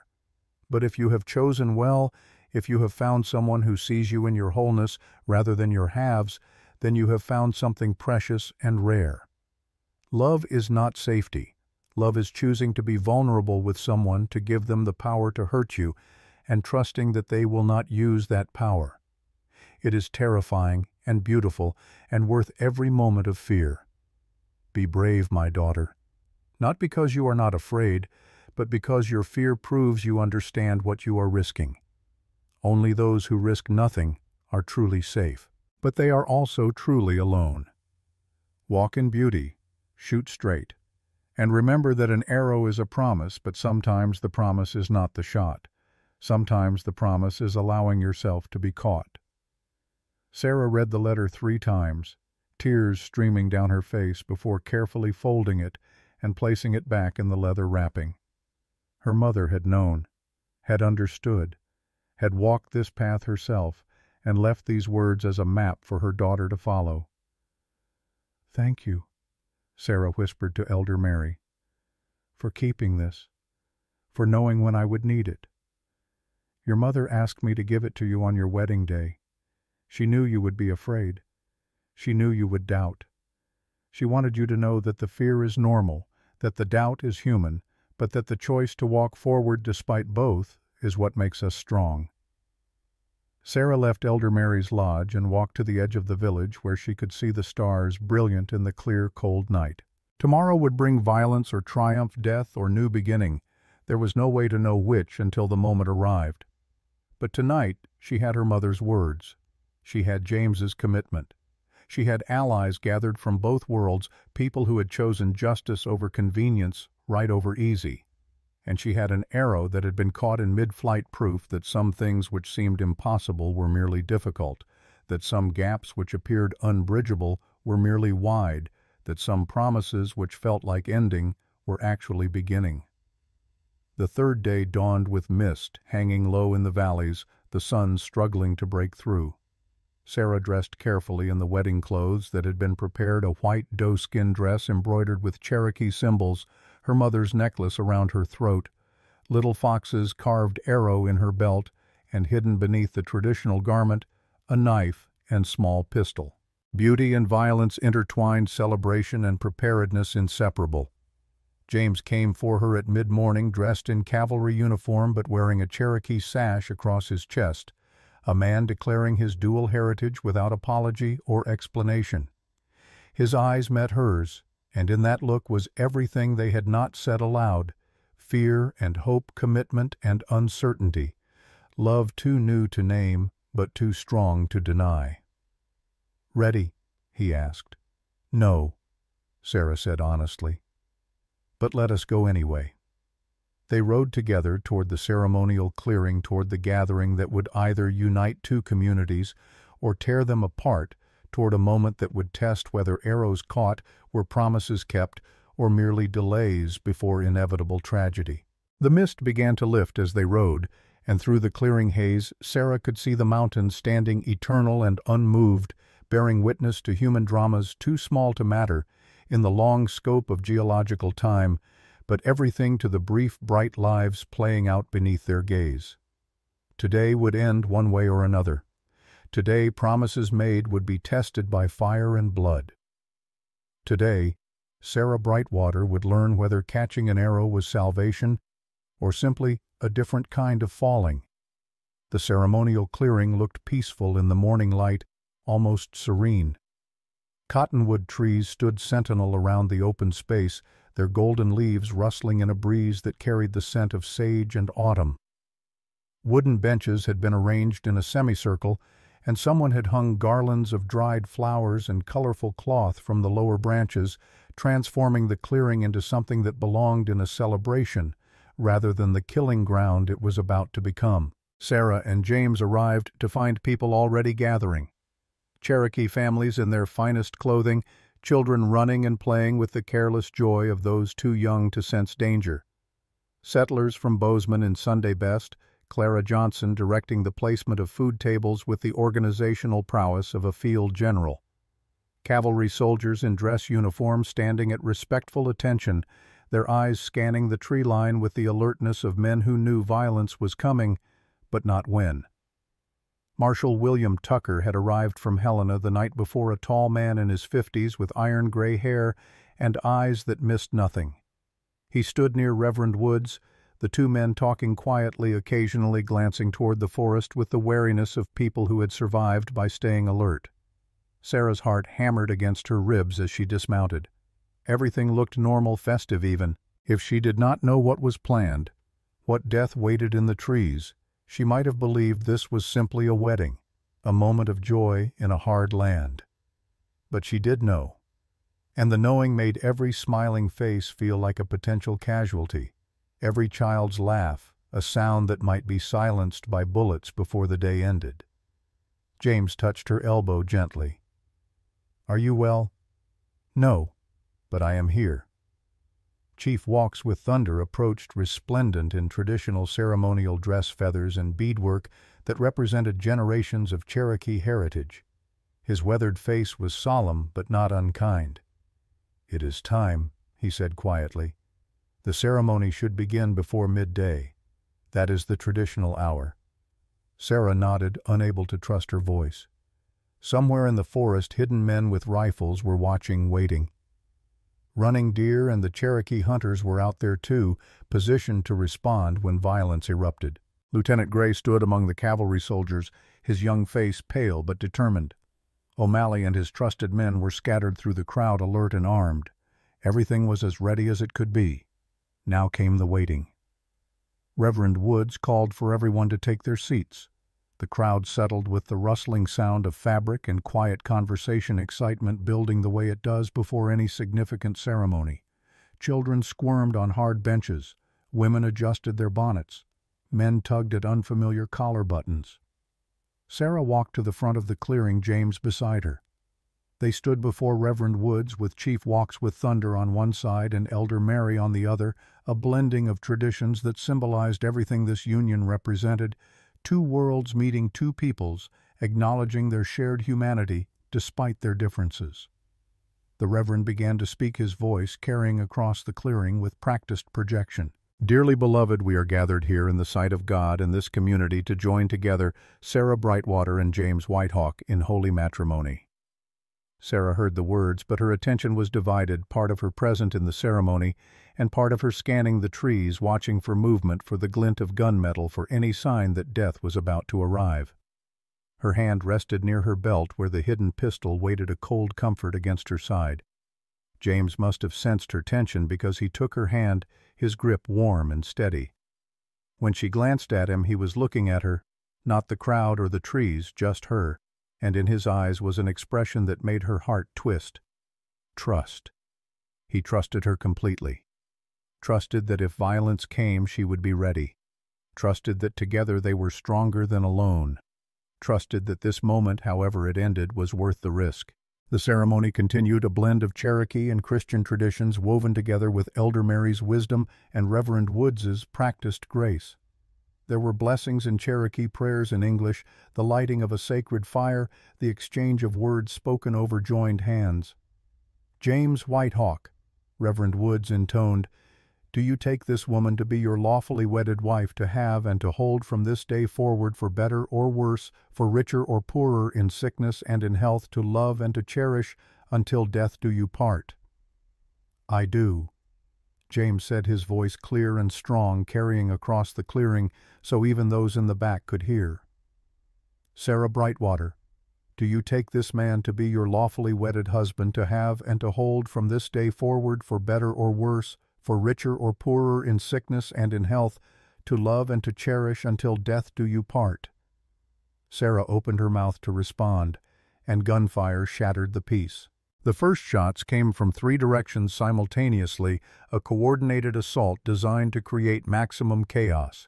Bullets tore through the air, splintering wood, kicking up dirt, and the crowd erupted into screaming panic. Sarah moved on pure instinct, tackling James to the ground as a bullet passed through the space where his head had been a second before. Around them, people scattered like startled birds running for cover that did not exist in the open clearing. More gunfire from the trees, the distinctive crack of rifles, and Sarah saw a settler go down, blood blooming on his shoulder. Not dead, but wounded, and the sight of blood triggered more screaming, more panicked children crying, and people running in all directions with no clear sense of safety. "Stay down!" James shouted to the crowd, his voice cutting through the chaos with military authority.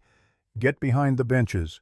Cover yourselves." But there was nowhere to hide in an open clearing, nowhere to run that was not within range of the hidden rifles. This was exactly what Brennan had planned, Sarah realized with cold clarity. Maximum casualties, maximum terror, maximum justification for whatever response he would claim was necessary. Return fire erupted from different positions in the forest. The Cherokee hunters responding as planned, shooting not to kill but to suppress, to force the ambushers to take cover rather than continue their assault on defenseless civilians. Sarah pulled her pistol, scanning the trees for targets. She caught movement in a cottonwood 50 yards distant, the silhouette of a man with a rifle. She fired twice, not aiming to kill, but to drive him from his position. Wood splintered near his head, and the gunman ducked his next shot, going wide. Lieutenant Gray was suddenly beside them, his service revolver in hand, firing at the tree line with surprising accuracy. "I count 6 positions," he shouted over this gunfire. "All around the perimeter." "Civilians need cover," James called back. "Help me get them to the far side of the clearing where the trees provide shelter." What followed was chaos distilled into action. James and Gray, with help from O'Malley and the loyal cavalry soldiers, began herding the panicked crowd toward the eastern edge of the clearing, where a stand of thick pines offered some protection. Sarah provided covering fire, her pistol barking as she targeted anyone foolish enough to expose themselves for a clear shot at the fleeing people. A Cherokee hunter named Standing Bear emerged from the trees, his rifle smoking. "We have pinned down 3 of them, but 3 more are moving to flank your position." "Where?" Sarah demanded. "North side, coming through the ravine." Sarah did not hesitate. She ran toward the ravine, reloading as she moved, her wedding dress catching on brush, but not slowing her. Behind her she heard James call her name, heard the fear in his voice, but she could not stop. If those flanking gunmen reached the civilians huddled in the pines, the casualties would be catastrophic. She reached the ravine's edge and dropped to a prone position behind a fallen log, her pistol trained on the approach.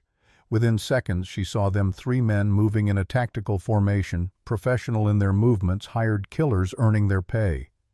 Sarah waited until they were within range, then fired. Her first shot took the lead man in the leg, dropping him with a scream. The other 2 scattered, taking cover behind trees, and for a moment the forest was filled with an eerie silence broken only by distant gunfire and the wounded man's groaning. "Federal Marshal!" came a booming voice from behind Sarah. Marshal Tucker appeared, moving with surprising speed for a man his age, a double-barreled shotgun in his hands. "Throw down your weapons. You are all under arrest." One of the hidden gunmen made the mistake of breaking cover to run. Tucker's shotgun roared, and the man went down hard, clutching his legs where buckshot had shredded his pants and torn flesh. Not fatal, but definitely incapacitating. The third gunman, seeing his companions down, and a federal marshal with a smoking shotgun, wisely chose surrender. He stood slowly, hands raised, rifle dropped at his feet. "Smart choice," Tucker said, his voice hard as granite. "Now call out to your friends. Tell them the game is over. Tell them the law is here, and anyone who keeps shooting is going to hang." The captured gunman, his face pale, shouted into the forest, "Stop, Federal Marshal! It is over." The gunfire began to peter out, sporadic shots dying away as the reality of the situation penetrated through adrenaline and panic. Sarah stood on shaking legs, her wedding dress torn and stained with dirt, her hands still gripping the pistol with white-knuckled intensity. She ran back to the clearing, her heart in her throat, terrified of what she would find. How many dead? How many wounded? How many lives destroyed by one man's greed and ambition? The scene was chaos, but not carnage. People were crying, some wounded, but as Sarah's eyes swept across the huddled groups, she saw more terror than tragedy. Clara Johnson was tending to the settler who had been shot, her capable hands wrapping his shoulder with strips torn from someone's shirt. Children clung to their parents. Men held rifles they had grabbed from fallen gunmen, ready to defend their families if the shooting resumed. And James stood in the center of it all, his uniform torn a cut, bleeding on his cheek, but alive. Alive and searching the crowd with desperate eyes until he found her. They moved toward each other without words, meeting in the middle of the clearing, and James pulled her into an embrace so tight it bordered on painful. "I thought," he started, his voice breaking, "when you ran towards the ravine, I thought I had lost you before we could—" "I am here," Sarah whispered against his chest. "I am here. We are both here." The sound of many horses approaching broke them apart. A cavalry unit burst into the clearing. Colonel Brennan at their head, his face a mask of righteous fury. "What is the meaning of this?" Brennan shouted, taking in the scene with what might have been shock or might have been anger that his plan had failed so spectacularly. "We heard gunfire, Cherokee attacking civilians, just as I warned." "That is a lie." Marshal Tucker's voice cut through Brennan's bluster like a hot knife through butter. "And you, Colonel, are under arrest." Brennan's face went from red to white. "On what charge? I came to rescue these people from a Cherokee attack." "On charges of conspiracy to commit murder, attempted murder of federal witnesses, abuse of military authority, and being the biggest damned fool I have encountered in 20 years of law enforcement." Tucker gestured to the captured gunmen now being held at gunpoint by O'Malley and the loyal cavalry soldiers. "These men have been singing like canaries, Colonel. They have told me who hired them. They have told me what you paid. They have told me the plan in detail that would make a prosecutor weep with joy." Lieutenant Gray stepped forward, his young face set with determination. "I will also testify, Marshal. I was present when Colonel Brennan planned this attack. I heard him give orders. I can provide names, dates, everything needed for a conviction." Other cavalry soldiers murmured agreement, men who had served under Brennan but refused to follow him into murder. Their testimony would bury him. Brennan looked around wildly, seeing his world collapse in real time. For a moment Sarah thought he might try to run or fight. His hand drifted toward his sidearm. "I would not," James said quietly, his own pistol suddenly in hand, aimed with steady certainty at his former commanding officer. "You have done enough damage, sir. Surrender with what little dignity you have left." Brennan's hand fell away from his weapon. His shoulders slumped in defeat. Marshal Tucker's deputies moved forward with shackles, and the architect of so much intended suffering was led away like a common criminal, which was exactly what he was. The clearing fell silent, except for the sound of people crying, some from relief, some from the aftershock of terror.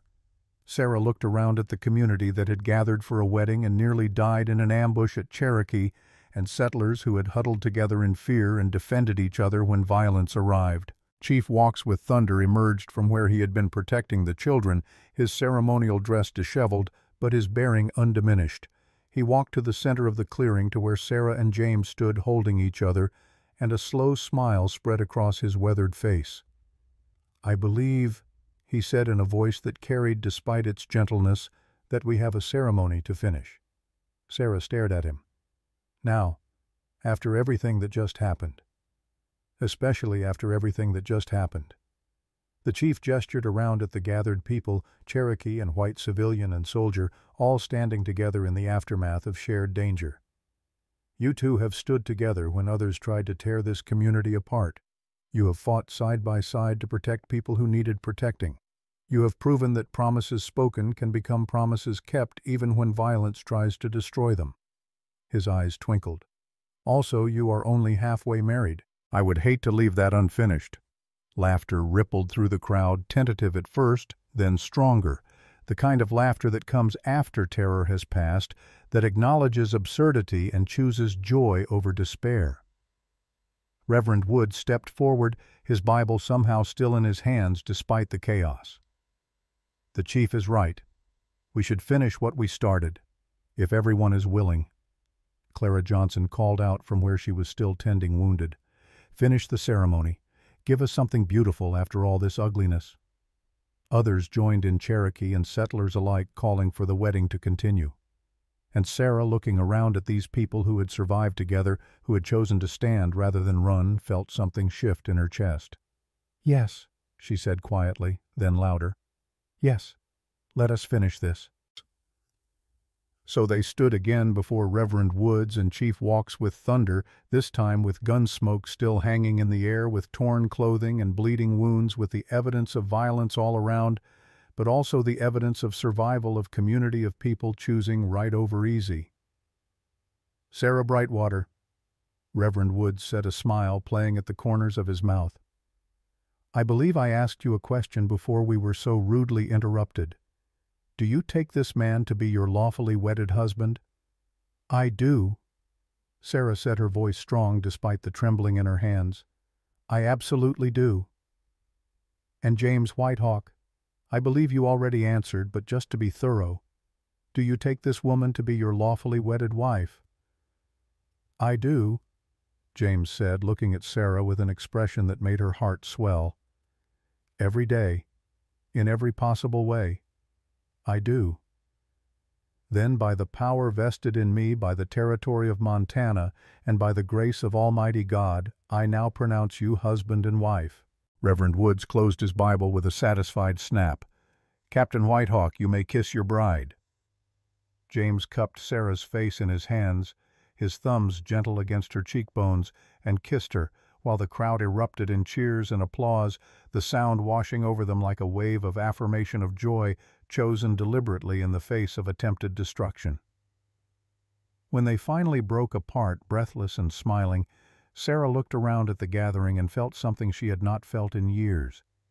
She felt like she belonged, not to one world or the other, but to this community they were building together, this space between worlds where people of good faith could stand together regardless of blood or color or heritage. Elder Mary approached with tears streaming down her ancient face. "Your mother would be so proud," she whispered, pressing Sarah's mother's necklace more firmly around her throat. "So very proud." The celebration that followed was subdued but genuine. Food was shared. Stories were told. The wounded were tended with Cherokee medicine and settler practicality combined. Children who had been terrified an hour before were playing again, their resilience a reminder that hope regenerates faster than fear when given the chance.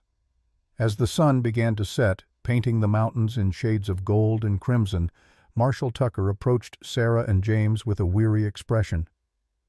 "You two are either the bravest people I have ever met or the most foolish," he said without preamble. "I have not decided which."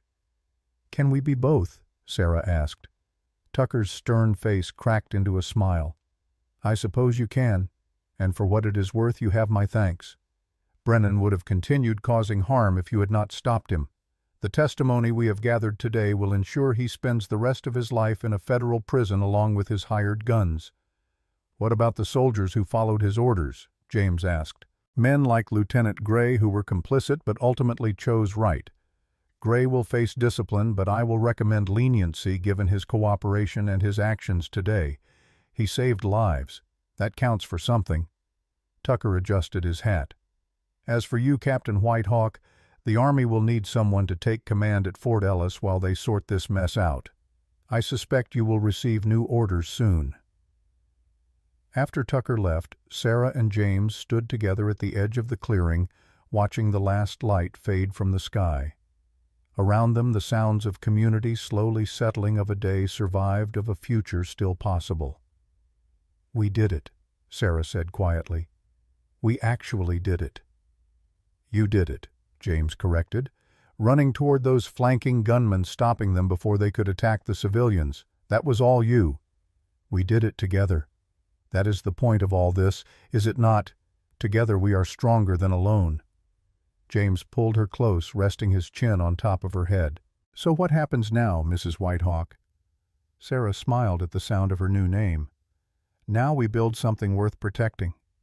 A community where people do not have to choose which half of themselves to honor. A place where arrows can be caught instead of killing. A future worth the fighting we did to reach it." "That sounds like a good plan," James murmured. "A very good plan indeed." As full darkness fell and stars began to appear in the vast Montana sky, Sarah thought of her mother's letter, of the words about love, being risk and vulnerability, and the choice to trust despite fear. Singing Bird had been right. The arrow was not the promise. Allowing yourself to be caught, choosing to stand together, that was the promise. And it was a promise Sarah intended to keep for the rest of her life. Tomorrow would bring challenges. There would be testimony to give, wounds to heal, a community to rebuild stronger than before. But tonight, Sarah Brightwater Whitehawk stood beside her husband beneath a sky full of stars and felt for the first time in memory completely whole. 3 months had passed since the wedding that nearly became a massacre, since bullets flew through a ceremonial clearing and changed everything. Winter had settled over Montana territory with the quiet certainty of a season that knew its own power, blanketing the land in snow that softened edges and muffled sounds, transforming the harsh landscape into something almost gentle. Sarah stood in the doorway of the new cabin, watching smoke rise from chimneys in both directions, the Cherokee settlement to the north, Fort Ellis to the south. The cabin she and James had built together sat exactly halfway between a deliberate choice that spoke volumes about who they were and what they intended to become. Neither Cherokee nor white, but both. Neither military nor civilian, but a bridge between those worlds. Inside, James was teaching a class. Sarah could hear his voice through the open door, patient and clear, as he explained something about treaty law to a mixed group of students. Cherokee youth eager to understand the legal frameworks that governed their lives, and settler children whose parents believed education should transcend the boundaries their elders had drawn. She touched her abdomen, still flat, but carrying within it the earliest spark of new life. She had not told James yet, wanted to be absolutely certain before sharing news that would change everything once again. But she knew. A woman knows. The sound of hoofbeats drew her attention. Clara Johnson approached on her reliable mare, a basket balanced on her saddle. Even at 60-plus years, Clara moved with purpose that younger people often lacked. "Morning, Sarah," Clara called, dismounting with only a slight grunt of effort. "Brought you some of that ginger tea you have been favoring lately?" Her knowing eyes met Sarah's. "And before you ask, yes, I know. I have birthed 5 children and helped deliver 24 more. I recognize the signs." Sarah smiled despite herself. Nothing escaped Clara's notice. "I have not told James yet. Best not wait too long. Men get peculiar if they think you have been keeping secrets, even good ones." Clara handed over the basket and gave Sarah's hand a squeeze. "How are you feeling beyond the obvious?" "Grateful, terrified, hopeful, all at once." "That sounds about right for motherhood. The terror never quite goes away, but the joy makes it worthwhile." Clara glanced toward the cabin where James's voice continued its steady instruction. "You two have built something special here. Not just this school, but what it represents. My grandchildren sit beside Cherokee children and learn together. That would have been unthinkable a year ago." It was true. The school had started small, just a handful of students, but word had spread. Parents from both communities, seeing their children learn side by side, had begun to relax old suspicions. Not everyone, of course. There were settlers who still viewed Cherokee with distrust, Cherokee who still remembered broken treaties and forced removals. But enough people on both sides were willing to try, willing to believe that a different future was possible. The trial of Colonel Brennan had helped. His conviction on federal charges, the public exposure of his schemes, had vindicated everything Sarah and James had claimed. Lieutenant Gray's testimony had been particularly powerful. A young officer's confession of complicity and subsequent choice for justice, resonating with people who understood that redemption required action, not merely regret. Gray himself had been reassigned to a post in Wyoming Territory after receiving a formal reprimand, his career damaged but not destroyed. He had written to Sarah and James once a letter that arrived last month expressing gratitude for the chance they had given him to choose right when wrong would have been easier. Sarah had written back brief but genuine, wishing him well. Some mistakes could be redeemed. Some people deserved second chances. "How is the fort managing without Brennan?" Sarah asked Clara as they walked toward the cabin together. "Better from what I hear. The new commander, Major Richardson, is a reasonable man. He actually talks to Chief Walks with Thunder like an equal, which is novel." Clara's expression turned serious. "Though there is still tension, there always will be, I suppose, when people with different histories try to share the same land." "But tension is not the same as war," Sarah said quietly. "Tension can be managed. War only destroys." Inside the cabin, the class was ending. Students filed out, Cherokee and white children talking together with the easy camaraderie of youth not yet fully poisoned by adult prejudices.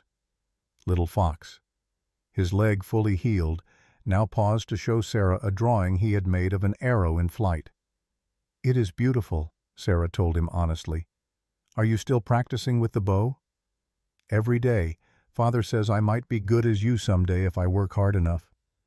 The boy's face glowed with pride and aspiration, and Sarah felt her heart swell. "Then you will be very good indeed. Hard work beats natural talent that refuses to practice." After the students departed, James emerged from the cabin, stretching muscles stiff from sitting too long on hard benches. He looked older than he had 3 months ago, Sarah thought, though perhaps it was just the responsibility he carried. He had been promoted to major, placed in temporary command of Fort Ellis, while the Army decided on permanent leadership. It was a position that required constant diplomacy, constant balancing of competing interests, constant vigilance against those who would prefer the old ways of suspicion and separation. "Your wife looks tired," Clara observed to James with the bluntness of someone who had earned the right to speak plainly. "Make sure she rests. She is going to need her strength in about 6 months." James blinked in confusion, Then understanding spread across his face like sunrise. His eyes flew to Sarah, question and hope warring in his expression. Sarah nodded, unable to speak past the tightness in her throat. James crossed the distance between them in 3 strides and pulled her into an embrace that lifted her feet from the ground. "Truly," he whispered against her hair. "You are certain?" "As certain as I can be at this stage. Clara confirmed it just now, though I suspected before." "Why did you not tell me?" "I wanted to be sure. Wanted to give you good news rather than false hope." Sarah pulled back enough to see his face. "Are you happy?" "Happy?" James laughed, a sound of pure joy that seemed to crack something open in the winter air. "Sarah, I am terrified and thrilled and grateful and overwhelmed. So yes, I suppose happy covers it, though the word feels inadequate." Clara smiled at them both, her weathered face soft with affection. "I will leave you two to celebrate. But remember what I said, Sarah. Rest. Let this man take care of you for once instead of always being the one doing the caring." After Clara left, Sarah and James sat together by their fire hands intertwined, watching flames dance and thinking about the future they were building, one careful choice at a time. "Have you thought about names?" James asked eventually. "Not yet. It feels too early, like naming might jinx something." Sarah paused. "Though if it is a girl, I would like to call her Singing Bird, after my mother. And if a boy, I do not know. Something that honors both worlds, both histories, something that does not force him to choose." "We could name him Walking Between," James suggested with a small smile, "since that is what we do, what we are teaching him to do." "Or we could name him Hope," Sarah said quietly, "because that is what he represents. Hope that the divisions we have inherited do not have to be the divisions we pass on." They sat in companionable silence, two people who had learned that silence between them was not empty, but full rich, with understanding that transcended words. A knock at the door broke their reverie. Chief Walks with Thunder stood outside, his breath misting in the cold air, his face grave. "Forgive the intrusion," he said without preamble, "but there is a matter that requires both of your counsel." Inside, warmed by the fire, the chief explained. A delegation from Washington was coming to Montana Territory, representatives from the Bureau of Indian Affairs tasked with renegotiating treaties and determining reservation boundaries. Their decisions would shape the future of Cherokee lands for generations.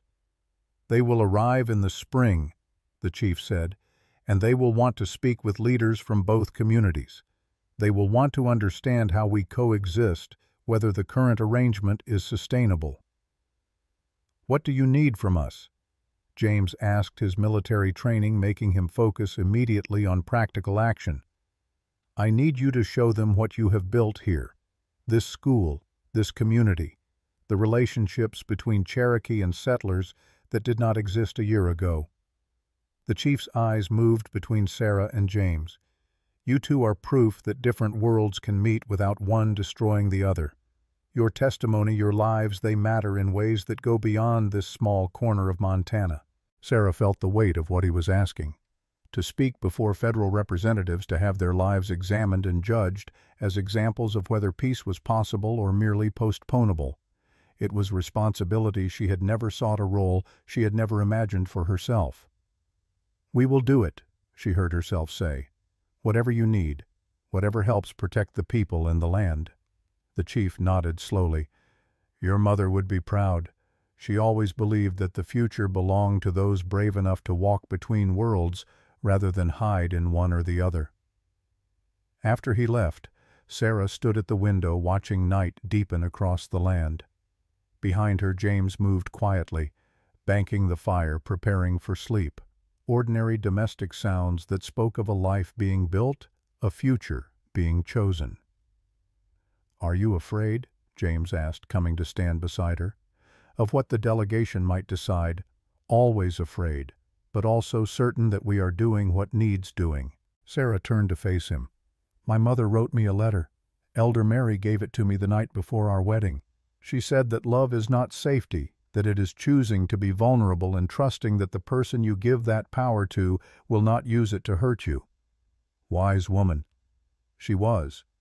She also said that sometimes the promise is not the shot, but allowing yourself to be caught. Sarah placed James's hand over her abdomen over the new life growing there.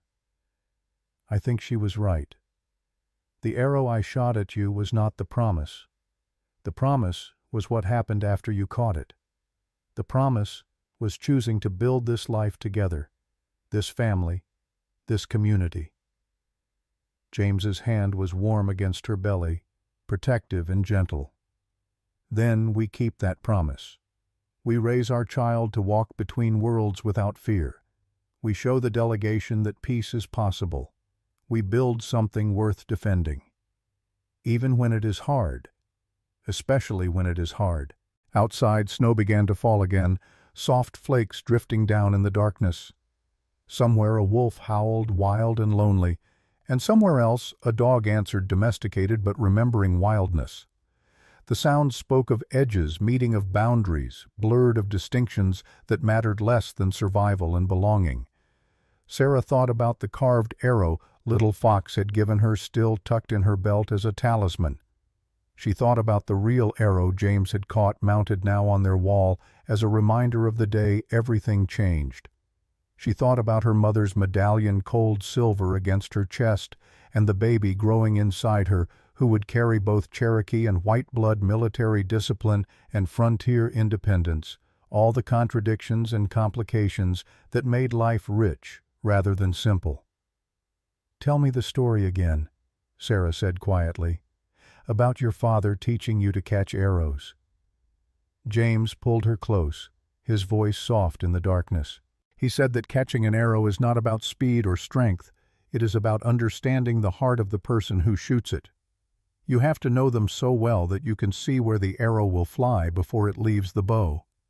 You have to trust them enough to stand in its path.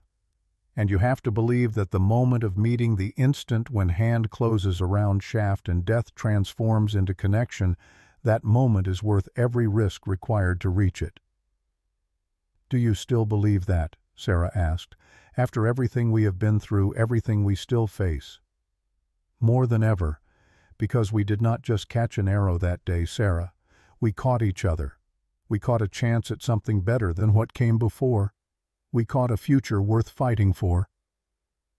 Sarah rested her head against James's chest, listening to the steady beat of his heart, strong and sure in the darkness. Outside, the snow continued falling, covering the land in white that made no distinction between Cherokee ground and settler territory that acknowledged no borders except those humans insisted on drawing and redrawing in their endless attempts to separate what the earth knew to be connected.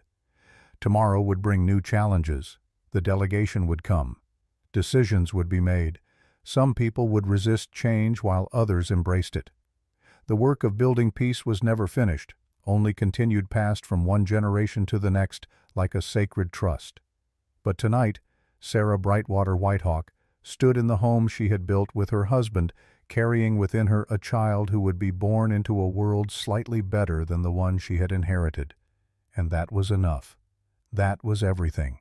The arrow had been shot. The arrow had been caught.